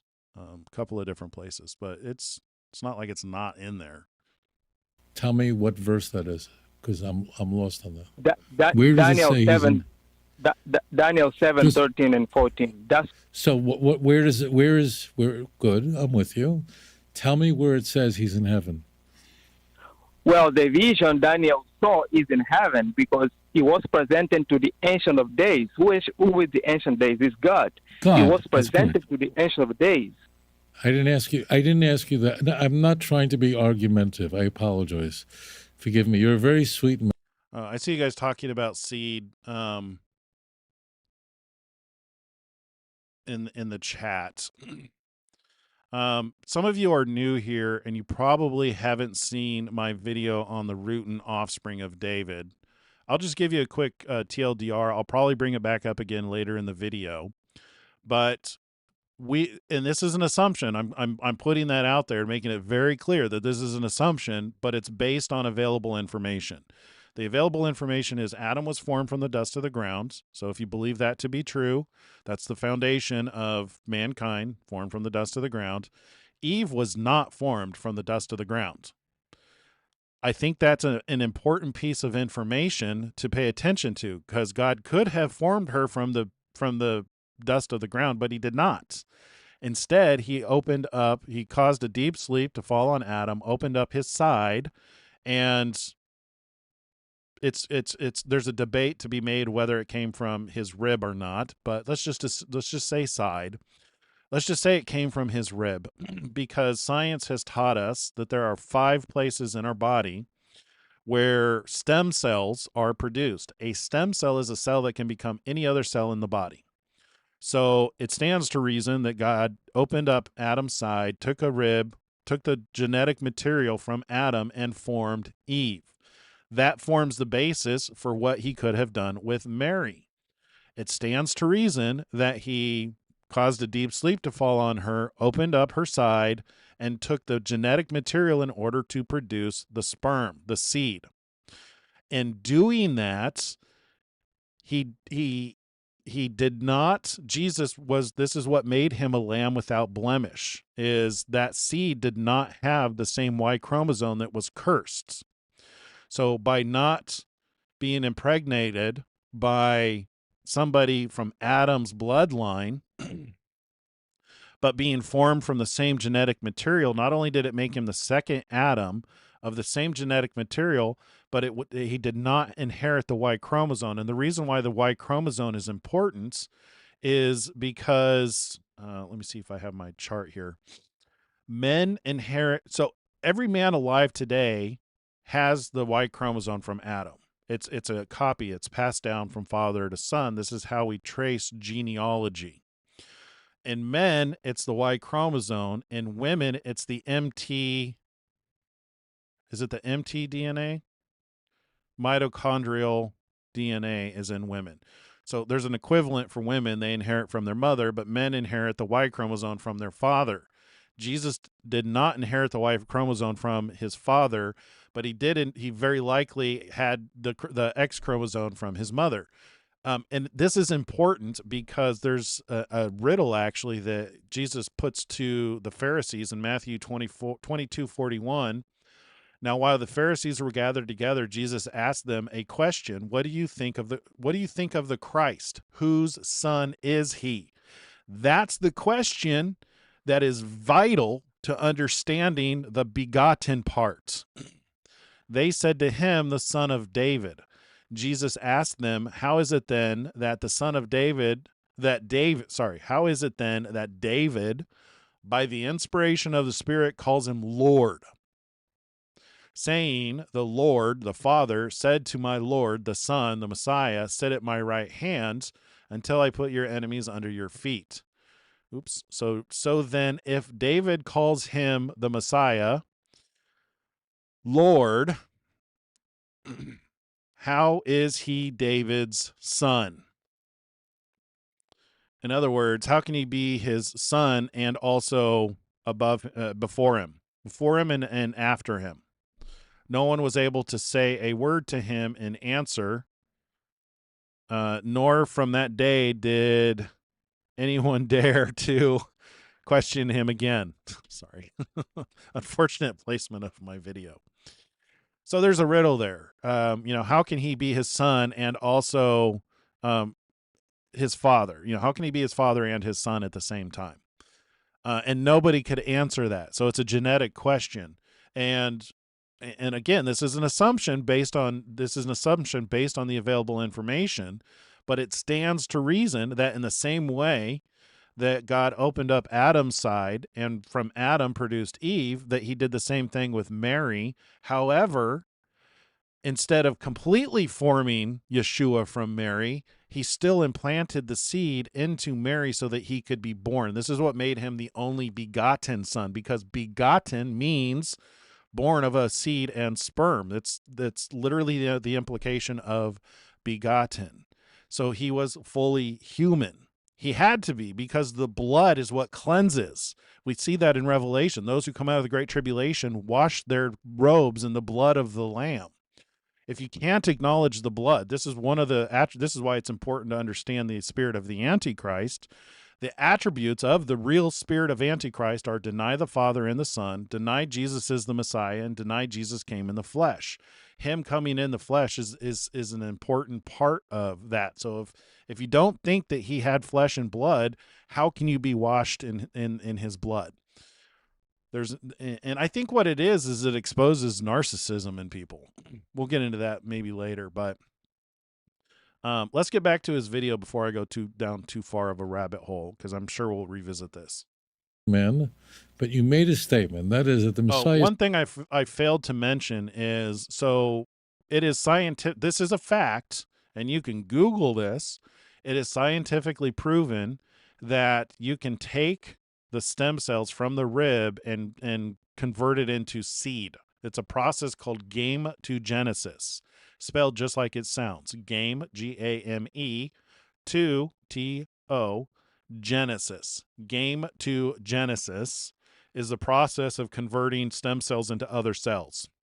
And they've proven that they've done this with mice, where they've taken stem cells from mice, converted them from a female mouse, converted it to seed, reimplanted it into the same mouse, and it produced a baby. Let's go back to the video. Is coming from heaven. I got that, because that's a that would be a very serious argument. So I asked you specifically, where does it say that the Messiah is coming from heaven? That's all I asked. Okay, it doesn't say specifically it's coming from heaven, but it says. Well, that was your whole point. I love you. I don't mean to knock you out here. Anyways, thank you for your question. I'll address it. Thank you. Okay, let's address the whole thing. So this is very important. This is a very sweet man. He's a Christian, and I'm not patronizing you. I'm not looking for a donation, but this happens often that a Christian just says that he's coming from heaven, and I'm going to say this, and I don't think you'll be angry with me. I think most people will just say, "Oh, sure, it says that," and now I don't know how to answer it. It's important to ask, where does it say that? Because it doesn't say that. So the first thing is, this person said that the Messiah can't be born of a man and a woman. That's not what it's. What? Go back. Rewind. I was just thinking of another place where it says that he's in heaven, because he's seated at the right hand of his Father. David said that. Sit at my right hand until I make your enemies, whatever. Said that the Messiah can't be born of a man and a woman. Who said that? Well, that's mind-blowing, because Wait. I'm missing what his point is here. The first thing is, this person said that the Messiah can't be born of a man and a woman. Did he say that? I don't think he said that. I don't think the guy said that he can't be born of a man and a woman. Anyway. Well, that's mind-blowing, because the most explicit passage in all of Tanakh, where we're told that he is born of a man, is the very passage that we just heard, and that's Daniel 7:13. Okay. So yes, and this still fits with my explanation. So what he's saying here is he's taking the literal word "son of man," which I would argue, if you were on my show, that is actually a figure of speech, but you can take it literal, I think, in this case, and it still fits. I saw in the night visions, and behold, one like a son of man came with the clouds. Jesus, the only begotten Son of God, was a man. He is often referred to as Son of Man, and often refers to himself as Son of Man. So I don't understand his point here, because we're all in agreement that he is the Son of Man. And I think in all of Christian, I don't think there's any Christians that actually deny that he is called Son of Man, and that he was born of Mary. He was born as a baby and grew up into a man. That's why it took 30 years before he could start teaching. He had to grow up. He had a childhood. He was Son of Man. Where it says, Kivar Enosh, which means the son of a man. So and again, this is where I want to make sure to point out that Adam was a man formed from the dust of the ground. If you believe that God could form Adam from the dust of the ground, surely you must be able to believe that God could do something similar for Yeshua, even if it's as simple as forming the seed to implant in Mary. After all, Genesis 3:15 does say the seed of the woman will bruise the head of the serpent. So the fact that science has proved that you can form seed from a woman should at least be taken into consideration, considering it is a fact and not easily dismissed. I know he doesn't talk about it in this video, but he does dismiss it. Judaism dismisses it because they say that seed in Genesis 3:15 is referring to progeny, not sperm. However, I would argue it can be both. It should be both. Why can't it be referring to the seed of the woman? Give me a good argument for that. Tell me why it's impossible that the seed of the woman can't refer to literally producing seed from a woman. Because it's possible. We've proven it. That is a fact. That's not just an assumption. It's an assumption that that's the process God used because it's not written. That is definitely an assumption. It is a fact that it's possible, though. Now, the word var enosh, that's Aramaic, is the equivalent of ben Adam in Hebrew. Okay, they're the same. Ezekiel, as an example, see Ezekiel chapter 2, verse 1. I mean, it's all over the place. My evidence here almost defeats all of his arguments. This is why I'd love to see how he responds to the rib theory. Eve was taken from Adam's rib. It stands to reason that Jesus was taken from Mary's rib. Even though it's not explicitly written, it's still a possibility. And it sounds supernatural, and it sounds, outside of the normal process of a man and woman coming together to produce a child. However, that's what makes him the Son of God. As Adam is called the Son of God because he has no biological father. He was formed from the dust of the ground. Therefore, God was his father. God was his source. The same can be said about Yeshua. He had there was no mature male who contributed the seed that made Yeshua. It had to have been formed and implanted into Mary. It either had to be created out of nothing, formed from the dust, or formed from Mary's rib. Those are really the options that are available. I put forth that it was probably from Mary's rib based on Genesis 3:15, for the seed of the woman will bruise the head of the serpent. And it makes everything else fit together. It answers the question how he can be the root and offspring. And Jesus refers to himself as the root and offspring of David because he had the same genetic material as David, but he did not inherit the Y chromosome that had been corrupted through time because of sin, making him the lamb without blemish. When Tanakh wants to convey that someone is human and they're not divine, that's the term that's used, Son of Man. And why? You could figure it out. Because in the ancient world, it was said that all the gods, or the man gods, which were sort of in between gods, were born of virgins. Like it was said of Alexander the Great, it was said of Romulus, it was said of... Just because it's a common myth, the virgin birth does not disprove the fact that Jesus could have been born from a virgin. I've already made a valid argument based on factual information that makes it plausible. The whole thing. The gods impregnated Hercules' mother, Pythagoras' mother. Don't ask. They're all born. This was the way... It's entirely possible that the myths were the result of prophecies in other cultures, which could have been preparing to accept the virgin birth. So you can't use them explicitly to refute the virgin birth by just saying it's based on myth, because the myths could very likely have been part of other cultures that were just trying to communicate that the Messiah would be born of a virgin. ancient world because it was highly dualistic, and the idea we do the same thing today. We retell stories over and over again, changing the details, but the same fundamentals stay the same. That's why you've got 15 million different versions of Star Trek. Different. That's why you've got different Hulk, the Incredible Hulk, recast and portrayed. People like to rehash stories, but there can be an underlying truth. that sexual intercourse can have anything to do with the birth of a God-man was incomprehensible. But then the person can't sin. I mean, if I was born of a virgin, then what would be the big deal if I never sinned? But the key point is, like, I'm sitting here waiting for you to persuade me that the Messiah can't be a human being. Now, he's a tzaddik. See, this is where I point out the two Jesuses.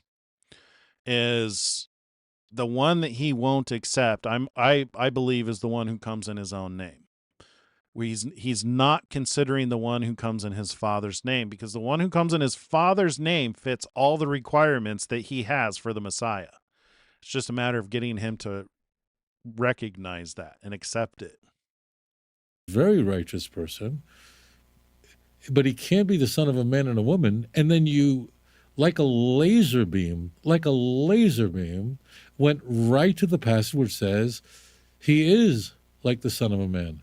Literally. Yep. Now, you might ask the question, why say like? Well, the reason is... It's funny that he harps on this, because no Christian denies that Jesus is called the Son of Man. Unless what he's trying to do here is trying to make the distinction explicitly that a man had to contribute the sperm. That might be what he's trying to do here.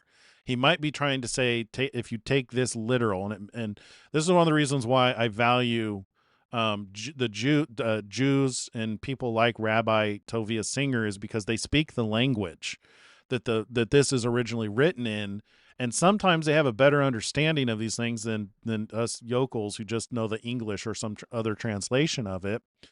But what he's doing is he's emphasizing son of man, meaning a man had to contribute the sperm, which is an assumption on his part, because the seed could have come from a woman, and I've provided. So he would have to defeat my argument. Anybody would have to defeat my argument if they want to refute what I'm saying here, is that number one, stem cells are produced in the rib, and stem cells can be converted into sperm cells, and that sperm cells can be implanted into the egg and produce a viable human being, making him still son of man because the sperm is involved. So I guess there is a little gray area there to where man here would have to be figurative, meaning that man generally produces the sperm, but in this case it would be the seed of the woman. That might be his point that he's trying to differentiate here. But I would argue that man here is a figurative for mankind, because Jesus was born a man. Therefore, he is a man. He comes from that genetic bloodline. That's what makes him who he is. You have to read the whole chapter in context. So Daniel is having a non-veridical vision. It's a fancy word. It really isn't a fancy word, because it doesn't normally have an application to our daily lives, but it's very, very important in Tanakh. And it's I have to remember to do a title for this video tomorrow, because Rabbi Singer shuts it down. A Christian tries to prove the Messiah is, this guy didn't even try to wasn't even proving the Messiah is God. Christian tries to prove the Messiah is God. Rabbi Singer shuts it down. I've got to have Watchful shuts down. I got to have it Watchful shuts it down in my title. We'll do dueling titles. It's very important here that you know this term non-veridical means that Daniel did not see a lion. That was in the night vision. He didn't actually see. It was a night vision, so it was non-veridical. He didn't see it. In contrast, the children of Israel saw the parting of the sea. It was veridical. They actually saw a sea part. So it actually happened. It wasn't a vision. They saw it and blown away by it. Daniel didn't, there was no lion with wings and so on. He didn't see that, but rather it was a vision. So therefore, the context of Daniel 7 is he saw like a lion coming in his vision, like a bear with three ribs in its mouth, like a leopard with 4 heads. So everything is like. That's what's very important. These are all. This is a non-veridical experience. It's prophetic. It doesn't diminish from it, but he is not actually seeing the Messiah, but he's seeing a vision of the Messiah. And that's why I need to get that. I think what he's trying to say there is that Daniel in his vision saw a man, plain and simple, which again, I don't think anybody is actually disagreeing with, except for those who have the spirit of Antichrist who deny Jesus came in the flesh. There are people who absolutely deny that Jesus was not flesh, and they're in a different category. But what he's trying to say here in Daniel 7 is that Daniel didn't see the actual Messiah, but just saw a human, which I believe most 90% of Christians believe that Jesus was human. Because that's literally, if you don't, you've got the spirit of Antichrist. I'm sorry to tell you, read it, 1st and 2nd John. The attributes of the spirit of Antichrist are deny the Father and the Son, deny Jesus is the Messiah, and deny Jesus came in the flesh. If you deny that Jesus came in the flesh, you've got the spirit of Antichrist. That away. So the key is, moreover, he's coming, it doesn't say he's coming from heaven. And the strange thing is that if you... Actually, arguably, it does say he's coming in the clouds. It says it in Daniel 7. It says it in Matthew 24. It says it in Revelation. It's just that your interpretation, and I'd love to see a better case made for his point, because now I'm struggling with what it means to coming in the clouds. It is an assumption that coming in the clouds means he's coming from heaven. Because where are clouds? They're above you. If they're on the earth with you, it's called fog. It doesn't say coming in the fog. It says coming in the clouds. Clouds are in heaven. They're up in the earth. They're below our atmosphere and above the earth, which we refer to as heaven. So it says he's coming in the clouds, which we assume means coming from above. However, Rabbi Tovi Singer makes the case. What's my head doing here? I'm like a floating head. Come on, green screen. My green screen's going a little too wild. Where was I? Yeah, I mean, it says he's coming in the clouds, and I think Rabbi Tovi has an interpretation of that, which he believes, and I haven't. And it may be true. He says that coming in the clouds is a reference to the Festival of Tabernacles. That may be. But could it be that the Festival of Tabernacles is meant to get your attention for when the Messiah comes in the clouds? Why not? That's not a pat argument. That's not a open and shut case argument that coming in the clouds doesn't literally mean coming in the clouds. I mean, because it literally says it there. If you're trying to say that Son of Man, if you're trying to take that literal, why can't you take coming in the clouds as literal as well? You went, I didn't do this, but I'm sure if you went to Google Images right now and had Messiah, clouds of heaven, right, you would actually have images that come from coloring books and children's books and so on, with the Messiah is like walking on top of clouds. So my question would be, so when Elijah was taken up in a chariot of fire, how do you interpret that? In the heavens, but that's typical. And this is where I get frustrated with people who don't think about reality when they're making interpretations. When you're trying to understand things, is the reality is we can fly. The reality is there's technology that will lift us up into the sky. It stands to reason that sometimes through the course of history somebody had some kind of technology that flew. So Elijah could have been him being taken up in a chariot of fire could have been some kind of technology that moved him from one place to a next. Likewise, the same thing could be true about Yeshua. Is him ascending to heaven may not have been some magical, supernatural achievement. It could literally have been him, somehow being lifted into heaven with some kind of technology. Here's another assumption, but it's another theory that I have. The earth, since the days of Noah, the atmosphere on earth is not conducive to long life. That could be why Jesus needed to leave, because in his new body, when God raised him from the dead, had he stayed here, it could have had a detrimental effect on his body. That's a good argument, right? I mean, it's complete theory, complete assumption, but it's a good argument for why he had to leave. He may have gone. There could be another planet somewhere in the universe, Nibiru, or whatever. There could be another planet somewhere in the universe where the conditions are right for long life, and that might be where he's at, sitting at the right hand of his Father, and then coming back. Because it's interesting, and I can make an argument for this in the Scripture. He comes back when the earth starts to go back to the way it was before the days of Noah. The new heavens and the new earth. Seal number 6, all signs point to that being the magnetic pole shift, meaning the earth rotates. The North Pole and the South Pole rotate down to the equator.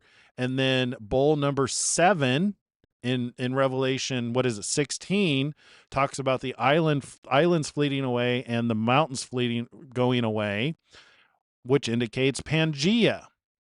Those indications, those are you could trace those back to, so the separation of the earth could be traced back to the Pentateuch, and what is it, Numbers? In the days of Peleg was the earth divided. Anyway, the point being is Jesus may be waiting to come back until the earth is like the days of Noah, back in the days of Noah again, so that that's what makes you immortal. It is because of the sin of Adam and Eve that the earth was under a curse. Well, that curse is going to be lifted. Sin is going to be done away with. That might be why he comes back then, because he needed to go away and live for 2,000 years. We know nothing about his body. We know very little. That's not a true statement. We know very little about Jesus's body. We know he was raised from the dead, and we know he had to leave. We don't know the reasons behind why he had to leave, but we do know those things based on the testimony written in the Synoptic Gospels. And it makes, I think it stands to reason that maybe he went to Nibiru or whatever, some planet that's inhabitable outside the galaxy. Surely if God can create this universe, he could create another universe where life is sustainable. And maybe he used technology to get there. Maybe the body is capable of miracles. I mean, maybe he can teleport. Maybe it does have supernatural capabilities. The things we've seen about angels in the scriptures, pretty supernatural stuff. But once it's more mainstream and more real for us, once we start to experience it when he returns, it'll probably be like, reality. Anyway, squirrels. Coloring book stuff, cartoonish stuff that Christians use. I understand, but that's not correct what it says. It says here that Daniel is coming with the clouds of heaven. It doesn't say he's coming on clouds of heaven, on top of clouds of heaven. It's coming with clouds of heaven. Why does it say he's coming with clouds of heaven? Because the clouds of heaven represent the Ananei HaKavod. Now, you could take that literally. I want to steel man this. I mean, when you're outside and there's a fog, a huge fog, it happens here in Jerusalem sometimes. What is going on when there's a fog? As you're walking on the street, there's just a fog. You can't even see this. What you actually do is you're walking through a cloud. Now, I'm not saying that I know that it's going to be a fog, but you're walking through a cloud. That's what's happening. The science behind it is not complicated of why there's a fog. Mm-hmm. Okay, so all it says is coming with the clouds of heaven. There's a theological reason for this, and that is that the Ananei HaKavod, the clouds of glory, are what protected the children of Israel in their 40-year journey throughout the wilderness. Miraculously, they were protected. And the Daniel is coming with clouds because in contrast to Gog, that's coming with a roof that's depending on the material, the Mashiach is coming with clouds because he and the saints and the holy ones are depending utterly on God. That's the whole miracle of Purim, that you can think that it was serendipity. One might posit that the Jews got lucky. Achashverosh executed his wife. He wasn't the first king to do that, nor the last. And one might think, Esther, I'm sure she was gorgeous. She was a knockout. Achashverosh definitely thought so. He chose her. Mordechai was a polylinguist. He picked up on an assassination plot. No one, the assassins or the potential assassins. It's nice to know I'm not the only one who chases squirrels when you're trying to answer, when you're trying to stay on subject. Never thought that anyone would understand the language. Mordechai did. It's just a series of coincidences. And one could ascribe the story of Purim to a series of events that God had nothing to do with. And that's why the book of Esther is so striking in that God's name does not explicitly appear in the book. How odd is that for a holy book to not have the name of God? God is coming with a costume, meaning that he's hiding behind all the characters that are there. Mordechai, Esther. Okay. I see what he's trying to explain. He's trying to explain the spiritual movement of God, how God works in situations, but he's not visible. You see his handiwork by the fruits, by the results of the things that happen, which you could argue the exact same thing happens with like Donald Trump. Like by all accounts, he won the election in 2016. Or 2020. I fully believe that he did. But the Spirit of God moved that Joe Biden would actually win the election because that's what needed to happen. Or some spirit moved on behalf of God. I would argue that there is a dedicated spirit. This is where the horses come into play.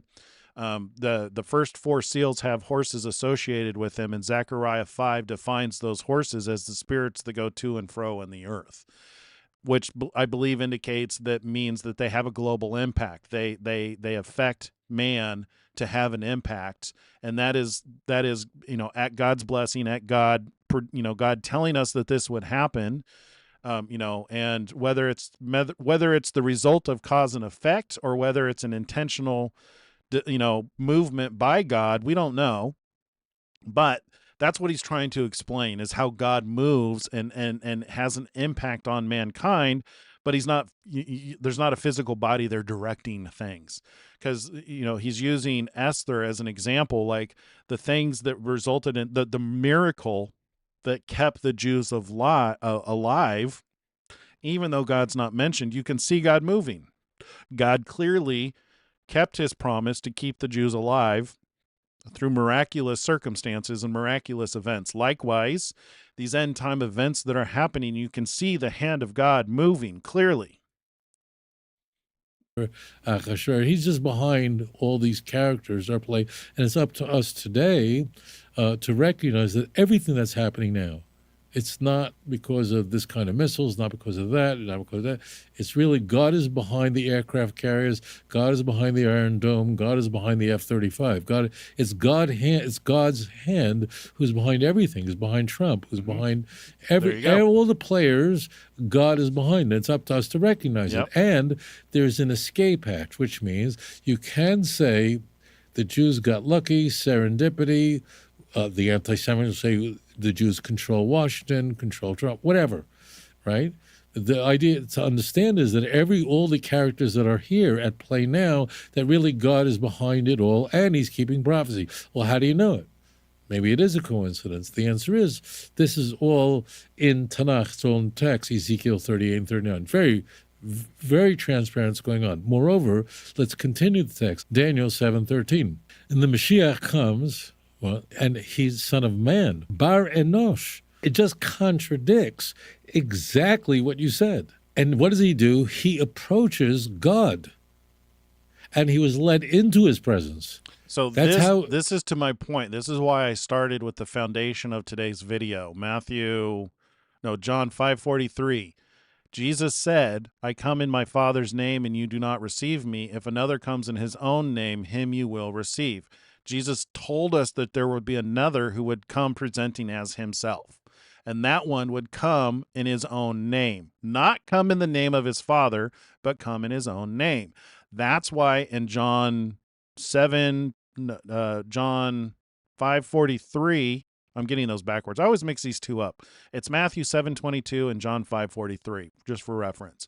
That's why the scariest verse in the Bible is, many will come to me in that day saying, Lord, Lord, did we not prophesy in your name? Did we not cast out demons in your name? Did we not do many wonderful works in your name? And he will say to them in that day, get behind me, I never knew you, you who practice lawlessness, because they're doing it in the name of the one or the other. They're doing it in the wrong name. Suffice it to say, you pick which one it is. I pick the Jesus who comes in his Father's name, not the Jesus who comes in his own name. If you're following a Jesus who comes in his own name, beware. The Jews will never accept a Messiah who comes in his own name. That's Daniel 7:13. I promise you, if you have Daniel 7:13, I did not sneak into your computer, hack, and put in these words. That means the Messiah is not God, because the Ancient of Days is God. Why is he called the Ancient of Days? Because God is fulfilling prophecies from the Ancient of Days. This is so high level, not high level in its difficulty, but the use of language here, that every word has a purpose. So God, imagine the book of Ezekiel and Daniel were both written 2,500 years ago. So God is laying these oracles in ancient works that were counterintuitive at the time. It was just wouldn't make sense for Daniel to be thinking this way. Persia, like what? And Persia, when it emerged, was a benign, friendly country. Things go bad in Ezra and Nehemiah / Esther, but ultimately work out great. That was like one of the benign, benevolent countries. So none of this makes sense. So, but we're told also that the Mashiach does not have any of the things that he's going to be given. And he has... Yeah, and Jesus actually addresses this. This is Jesus in his parable when he's, I think it's in Matthew 25, where he says the good man has to leave to go receive his kingdom, which is also one of the explanations, I believe, is he was talking about himself, because the parable is the parable of the talents, to where he was leaving to go receive his kingdom, and he left the servants with talents, one with 10, one with 5, one with 1.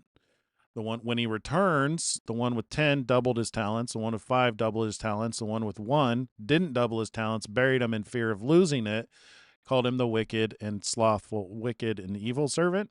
But anyway, in that parable, he says that he had to leave to go receive his kingdom, which I believe is one of the reasons Jesus also had to leave, is he had to go leave to be crowned king, which Adam gave away when he fell. He gave away his right to dominion on the earth.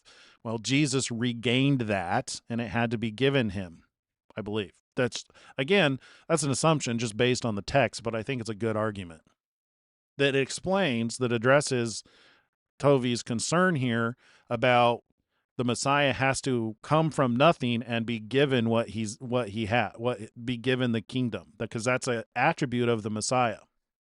To approach God, which means he's not God, because if he's God, what is God approaching God? So Hashem puts into the Christians these words. I believe that God put that in your mouth so that you would listen to yourself. So the Mashiach has to come to God, and he's led to God. That means Mashiach is not God. Like, what more, what do you need? Okay. And then God gives him things that he doesn't possess. Right. Namely, he gives him authority, glory. All the nations will serve him. Now, many of the Christian translators put the word will worship him. That's not correct. That means that they will serve him, like in the English language. The word serve can mean I serve God, but it could mean also that Marco Rubio serves Donald Trump as a Secretary of State. Or someone's in a restaurant and the waiter's serving you. Same exact word. Be very careful that yiflechun in this text, for example, in the Targum in Genesis, we see there that Jacob served loved ones, same exact root meaning. So this is all nonsense. So be careful of that. So what will happen is that the world will be a theocracy in the Messianic age.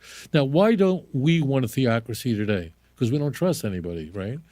We all cherish. That's very true. That is a very true statement. Jesus really needs to come back and set everybody straight. There's a reason why there's so many denominations, because we can't all agree on stuff. This is how, and I think this is by design. Is how iron sharpens iron, is, and why you need to love your neighbor as yourself. And if you hate your brother, you're evil, because we need to. It's an exercise in empathy, to where I really think that those the narcissists, the ones who serve the one who comes in his own name, I believe that exposes narcissists. Because if you're worshiping someone who comes in his own name, then that, to me, that indicates that you can relate to that person because you think you're God. You think people should worship you. I think that highlights that tendency in individuals, to where you can't submit to somebody because you yourself elevate yourself above all that is called God. You have that spirit of narcissism, that man of sin, that the son of perdition who sits in the temple of God as God, showing himself that he is God. That's what a narcissist does. A narcissist thinks he's above everybody else, thinks he deserves the worship, and they're doing things in Jesus's name because they think they're anointed. Remember, Jesus said, beware of, do not be deceived, for many will come in my name saying, I am anointed. It's exposing, I believe, and this is assumption based on what's in there, is that what that is that's a narcissistic tendency. And one of these days, Paul, who's written a book on this, the difference between narcissism and empathy, you really, if you break it down to, Jesus, the two Jesuses that Jesus is warning about, the one who comes in his Father's name is the empathy. The one who comes in his own name is the narcissist. That's the difference. This is why it's so important that we love God above all else. You're loving something other than yourself, and then you love your neighbor as yourself, because none of us can agree on stuff. But that doesn't mean we should have divisions among one another. Living in democracy. If you're an American, you love the separation of powers. It's fabulous. Yes. It's brilliant, absolutely brilliant. We want that. Why? Because we don't want a king. We don't want a monarch. We want a president who controls the executive branch, but we want that balanced out by a legislative branch. And we want that balanced out by a judicial branch. We want that triangulation with their checks and balances. It's true that the form of government the United States enjoys is compatible with bureaucracy. Things happen slower, but we want that. Israel has a different system of government where the executive and legislative branch are intertwined as a parliament, which is much more typical. We don't want theocracies. Why? We don't trust king. We don't want it. That's right. There are a lot of people in England who just want to get rid of the whole thing with the king and all that. They don't want that. Yeah. Nobody wants that. Why? Because God's not behind it. We don't trust it. That's right. The whole point about Mashiach is, Isaiah 11, specifically verse 2 and 3, is that God is going to imbue him with his spirit, so the Mashiach will judge people not by the sight of his eyes, but because of the spirit that God places upon him. And it says there that the Messiah will fear God, and the verse 2, chapter 11, and that's how verse 3, V'haricha b'yiras Hashem, and he'll be imbued, great word, imbued. And it goes to the. I want to go read that to you guys, because he kind of went into Hebrew there.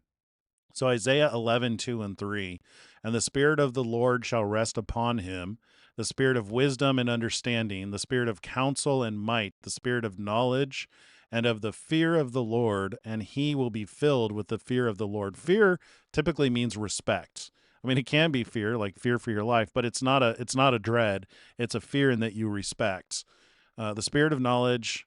Let's see, where is it? The spirit of knowledge and of the fear of the Lord, and he will be filled with the fear of the Lord, and he shall not judge after the sight of his eyes, neither decide after the hearing of his ears. Yeah. Great word. Imbued, and it goes to the reach, means how God puts his spirit in man. It's really the use. No one could touch Isaiah in the use of the Hebrew language. Look here, God gives to the Mashiach a dominion. Here, we'll read this again since he's talking about it. Daniel 7:13 and 14. As I looked on in the night vision, one like a son of man came with the clouds of heaven. He reached the Ancient of Days and was presented to him. Didn't Jesus say, woman, don't touch me? I haven't been presented to my Father yet. Anyway, dominion, glory, and kingship were given to him. All peoples and nations of every language will serve him. His dominion is an everlasting dominion that shall not pass away, and his kingship one that shall not be destroyed. Glory, Yikar, and all nations will serve him. If you want to know how he knows the real Mashiach, maybe, let's say someone turns their back on him and says, I won't serve him. So that means he's not Mashiach. And he gets that from God. If he gets it from God, that means he's not God. God has to give these things to him. Like God put his spirit on Bezalel as an example. So he had the wisdom and understanding how to build the tabernacle. It's all over Tanakh. So therefore, Daniel 7:13 and 14, which may be the most quoted passage in the Christian Bible, totally proves that Mashiach can't be divine and isn't divine, but rather God gives him these things. I mean, this is so transparent. Like, just look at the text yourself. Born a virgin? No, he's son of man. And those two things can be true. I have to push back on you, Tovia, on that one. Those two things can be true. I've made an argument in this video. I'd love to hear you respond to my argument. Disprove that it's possible. Disprove game to Genesis. I put forth that that's what God did with Mary. Therefore, Jesus was born of a virgin, and he was still son of man. He was still human. And you think like this is unusual. It's not unusual. Term son of man, Hebrew is Ben Adam, Bara Enosh is Aramaic, same thing, is used to identify other people in Tanakh. I assure you, Ezekiel was not born to a virgin. Case closed. Thank you for your question. Not closed. Waiting for your reply. Okay, let's go. I want to go through some of these slides for you guys because I've done this original teaching I did, I think it was 4 years at this point, on the I Am Watchful channel. It's called, you can find the thumbnail, it's this one. So if you look for this picture on my I Am Watchful channel, I did a whole teaching on this. That's what these slides are from. It's answering the question, root and offspring of David. How is Jesus David's son if Mary was a virgin? The answer to the riddle and why it matters. So I read this, Matthew 22, 41 through 46. A simple rephrasing of Matthew 22. What do you think of the Christ? Whose son is he? They said to him, the son of David. If David calls him Lord, Messiah, how is he David's son? Most explanations say it's spiritual or that it's a legal adoption, which is why there are two bloodlines recorded for Jesus through Joseph and Mary. Being the adopted son of Joseph gave him the right to inherit David's earthly throne, but that only answers how he is the offspring of David, not the roots. This is what the Pharisees were incapable of answering because they didn't have an understanding of genetics, lineage, and most important, game to Genesis, that it's possible to take a stem cell and turn it into a sperm cell. To understand the riddle, we need to understand bloodlines, especially chromosomes. Understanding the Y chromosome. Males receive one X chromosome from their mother, who has two X chromosomes, and a Y chromosome from their father, who has one X and one Y chromosome. The Y chromosome doesn't change except if there's an alteration due to a mutation. And I'd add in here now also is that if it came from another source, because since I did this teaching, I've been studying a lot of Enoch, and I would argue that one of the most disastrous effects on mankind's bloodline, my head is floating again. I don't know what it is with my green screen today that's going nuts. It's got to be my lighting. I think it's like maybe the moonlight or something. Anyway, I would argue that one of the things that the Watchers did is they introduced genetic problems into the bloodline. and that is quite possibly there could be other Y chromosomes, and it could be from the Watchers, and who knows how many Y chromosomes they introduced. That could also be part of the problem with that. Might be why why God had to wipe off so much life off of the planet. Why the flood had to destroy so much life is because the intermixing and I built a simulator and I did a video on it. I built a simulator of the Watcher's DNA being introduced. My head here. I got to figure this out. Hang on.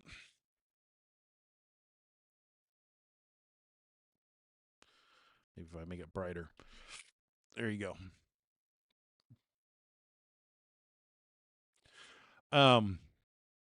I made a simulator, and I don't have it prepped right now, but I did a video on it to where from the book of Enoch, we know that 200 Watchers came down to earth and took wives from the daughters of man and produced children with them. Genetically, that coupling and producing the children would have produced both male and females. So it would have produced males with the Y chromosome from the Watchers, and it would have produced females who had and this is the cool thing is because there were no females that came down that's mentioned in the book of Enoch, the females would have had the pure XX genetics from Eve, which is why I honest to God think God protected and prepared. He planned for Jesus to be born. And this is why he stated in Genesis 3:15 that it would be the seed of the woman that would bruise the head of the serpent, because, and this is why I think the Watchers are legit. Like the book of Enoch legitimately explains what happened in the Garden of Eden when Adam and Eve fell.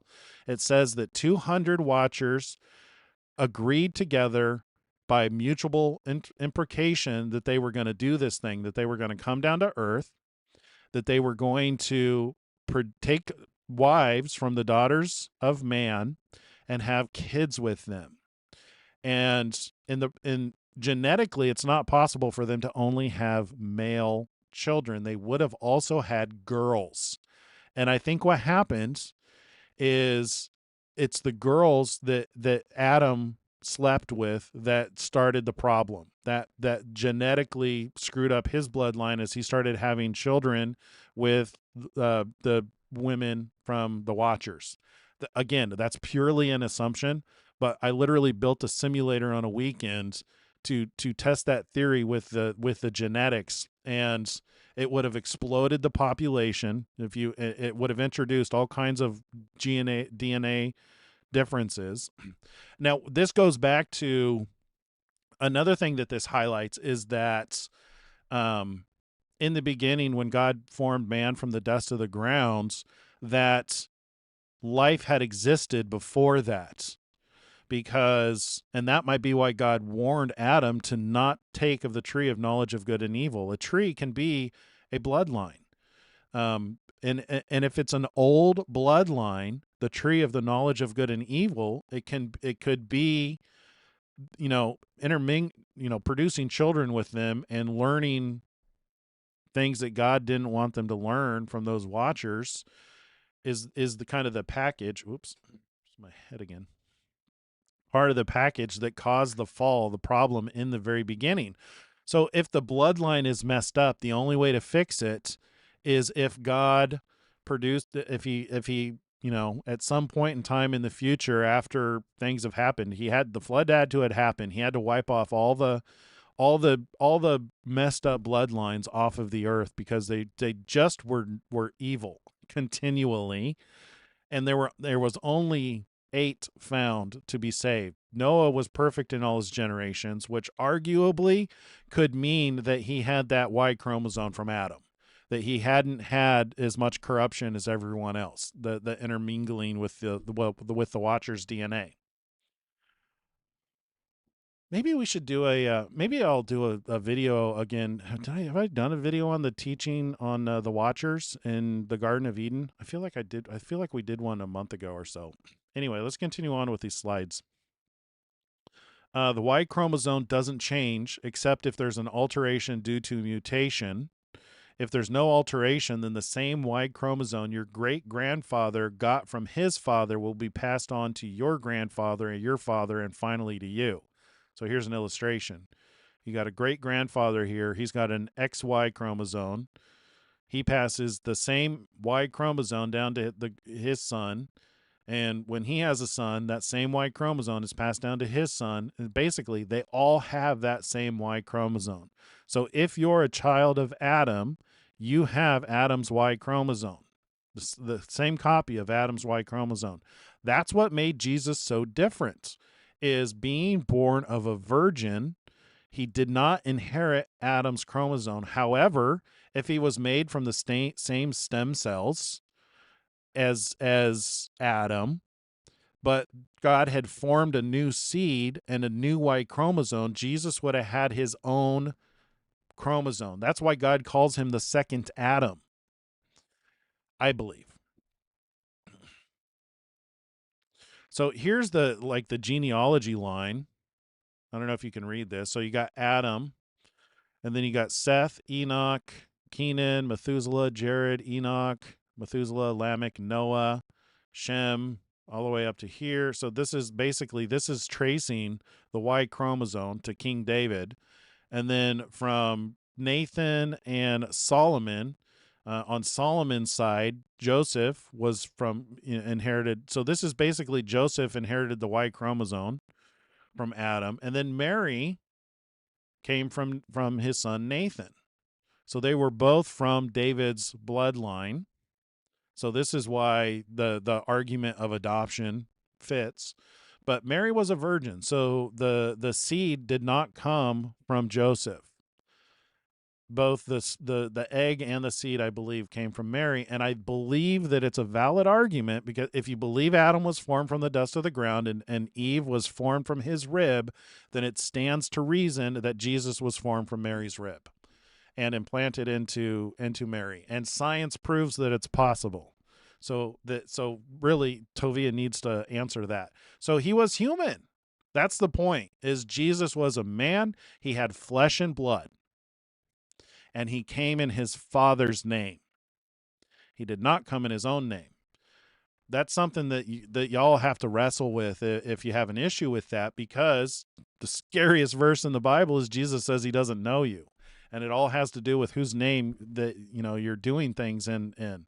Jesus warned that if you don't accept him, don't receive him who comes in his Father's name, that you'll receive the one who comes in his own name, which explains the scariest verse in the Bible. For many will come to me in that day, saying, Lord, Lord, did we not prophesy in your name? Did we not cast out demons in your name? Did we not do many wonderful works in your name? And he will say to them, I never knew you. Get behind me, you who practice lawlessness. So with that, thank you so much for joining me tonight. I know this is one of the tougher subjects, but Tovia's been bringing it up a lot, and I think that it's key to him recognizing that that Jesus is the Messiah he's waiting for. They won't accept a Messiah who comes in his own name. They will only accept a Messiah who comes in the name of his Father, who comes in the name of Hashem, who comes in the name of Yahweh, who comes in the name of Adonai, who comes in the God that they serve. Because that's the Messiah they're looking for, is the one who has nothing and has to go receive everything that he has. And Jesus told us that. We could look at that. We could look at, I think that's Matthew 25.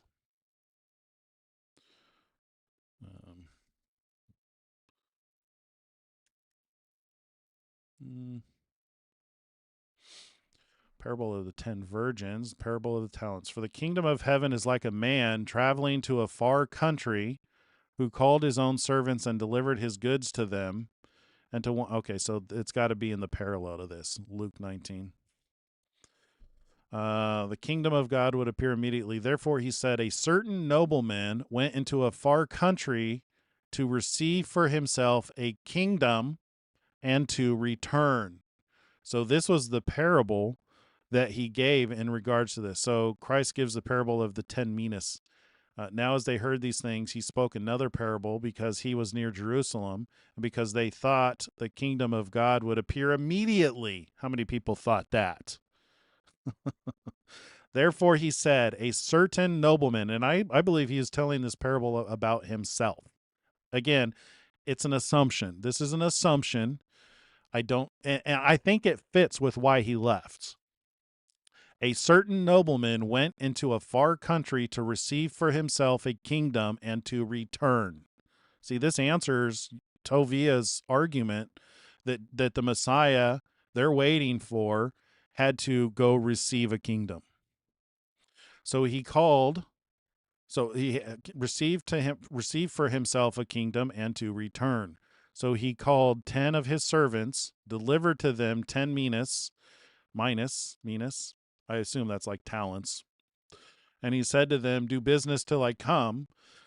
But his citizens hated him and sent a delegation after him, saying, we will not have this man to reign over us.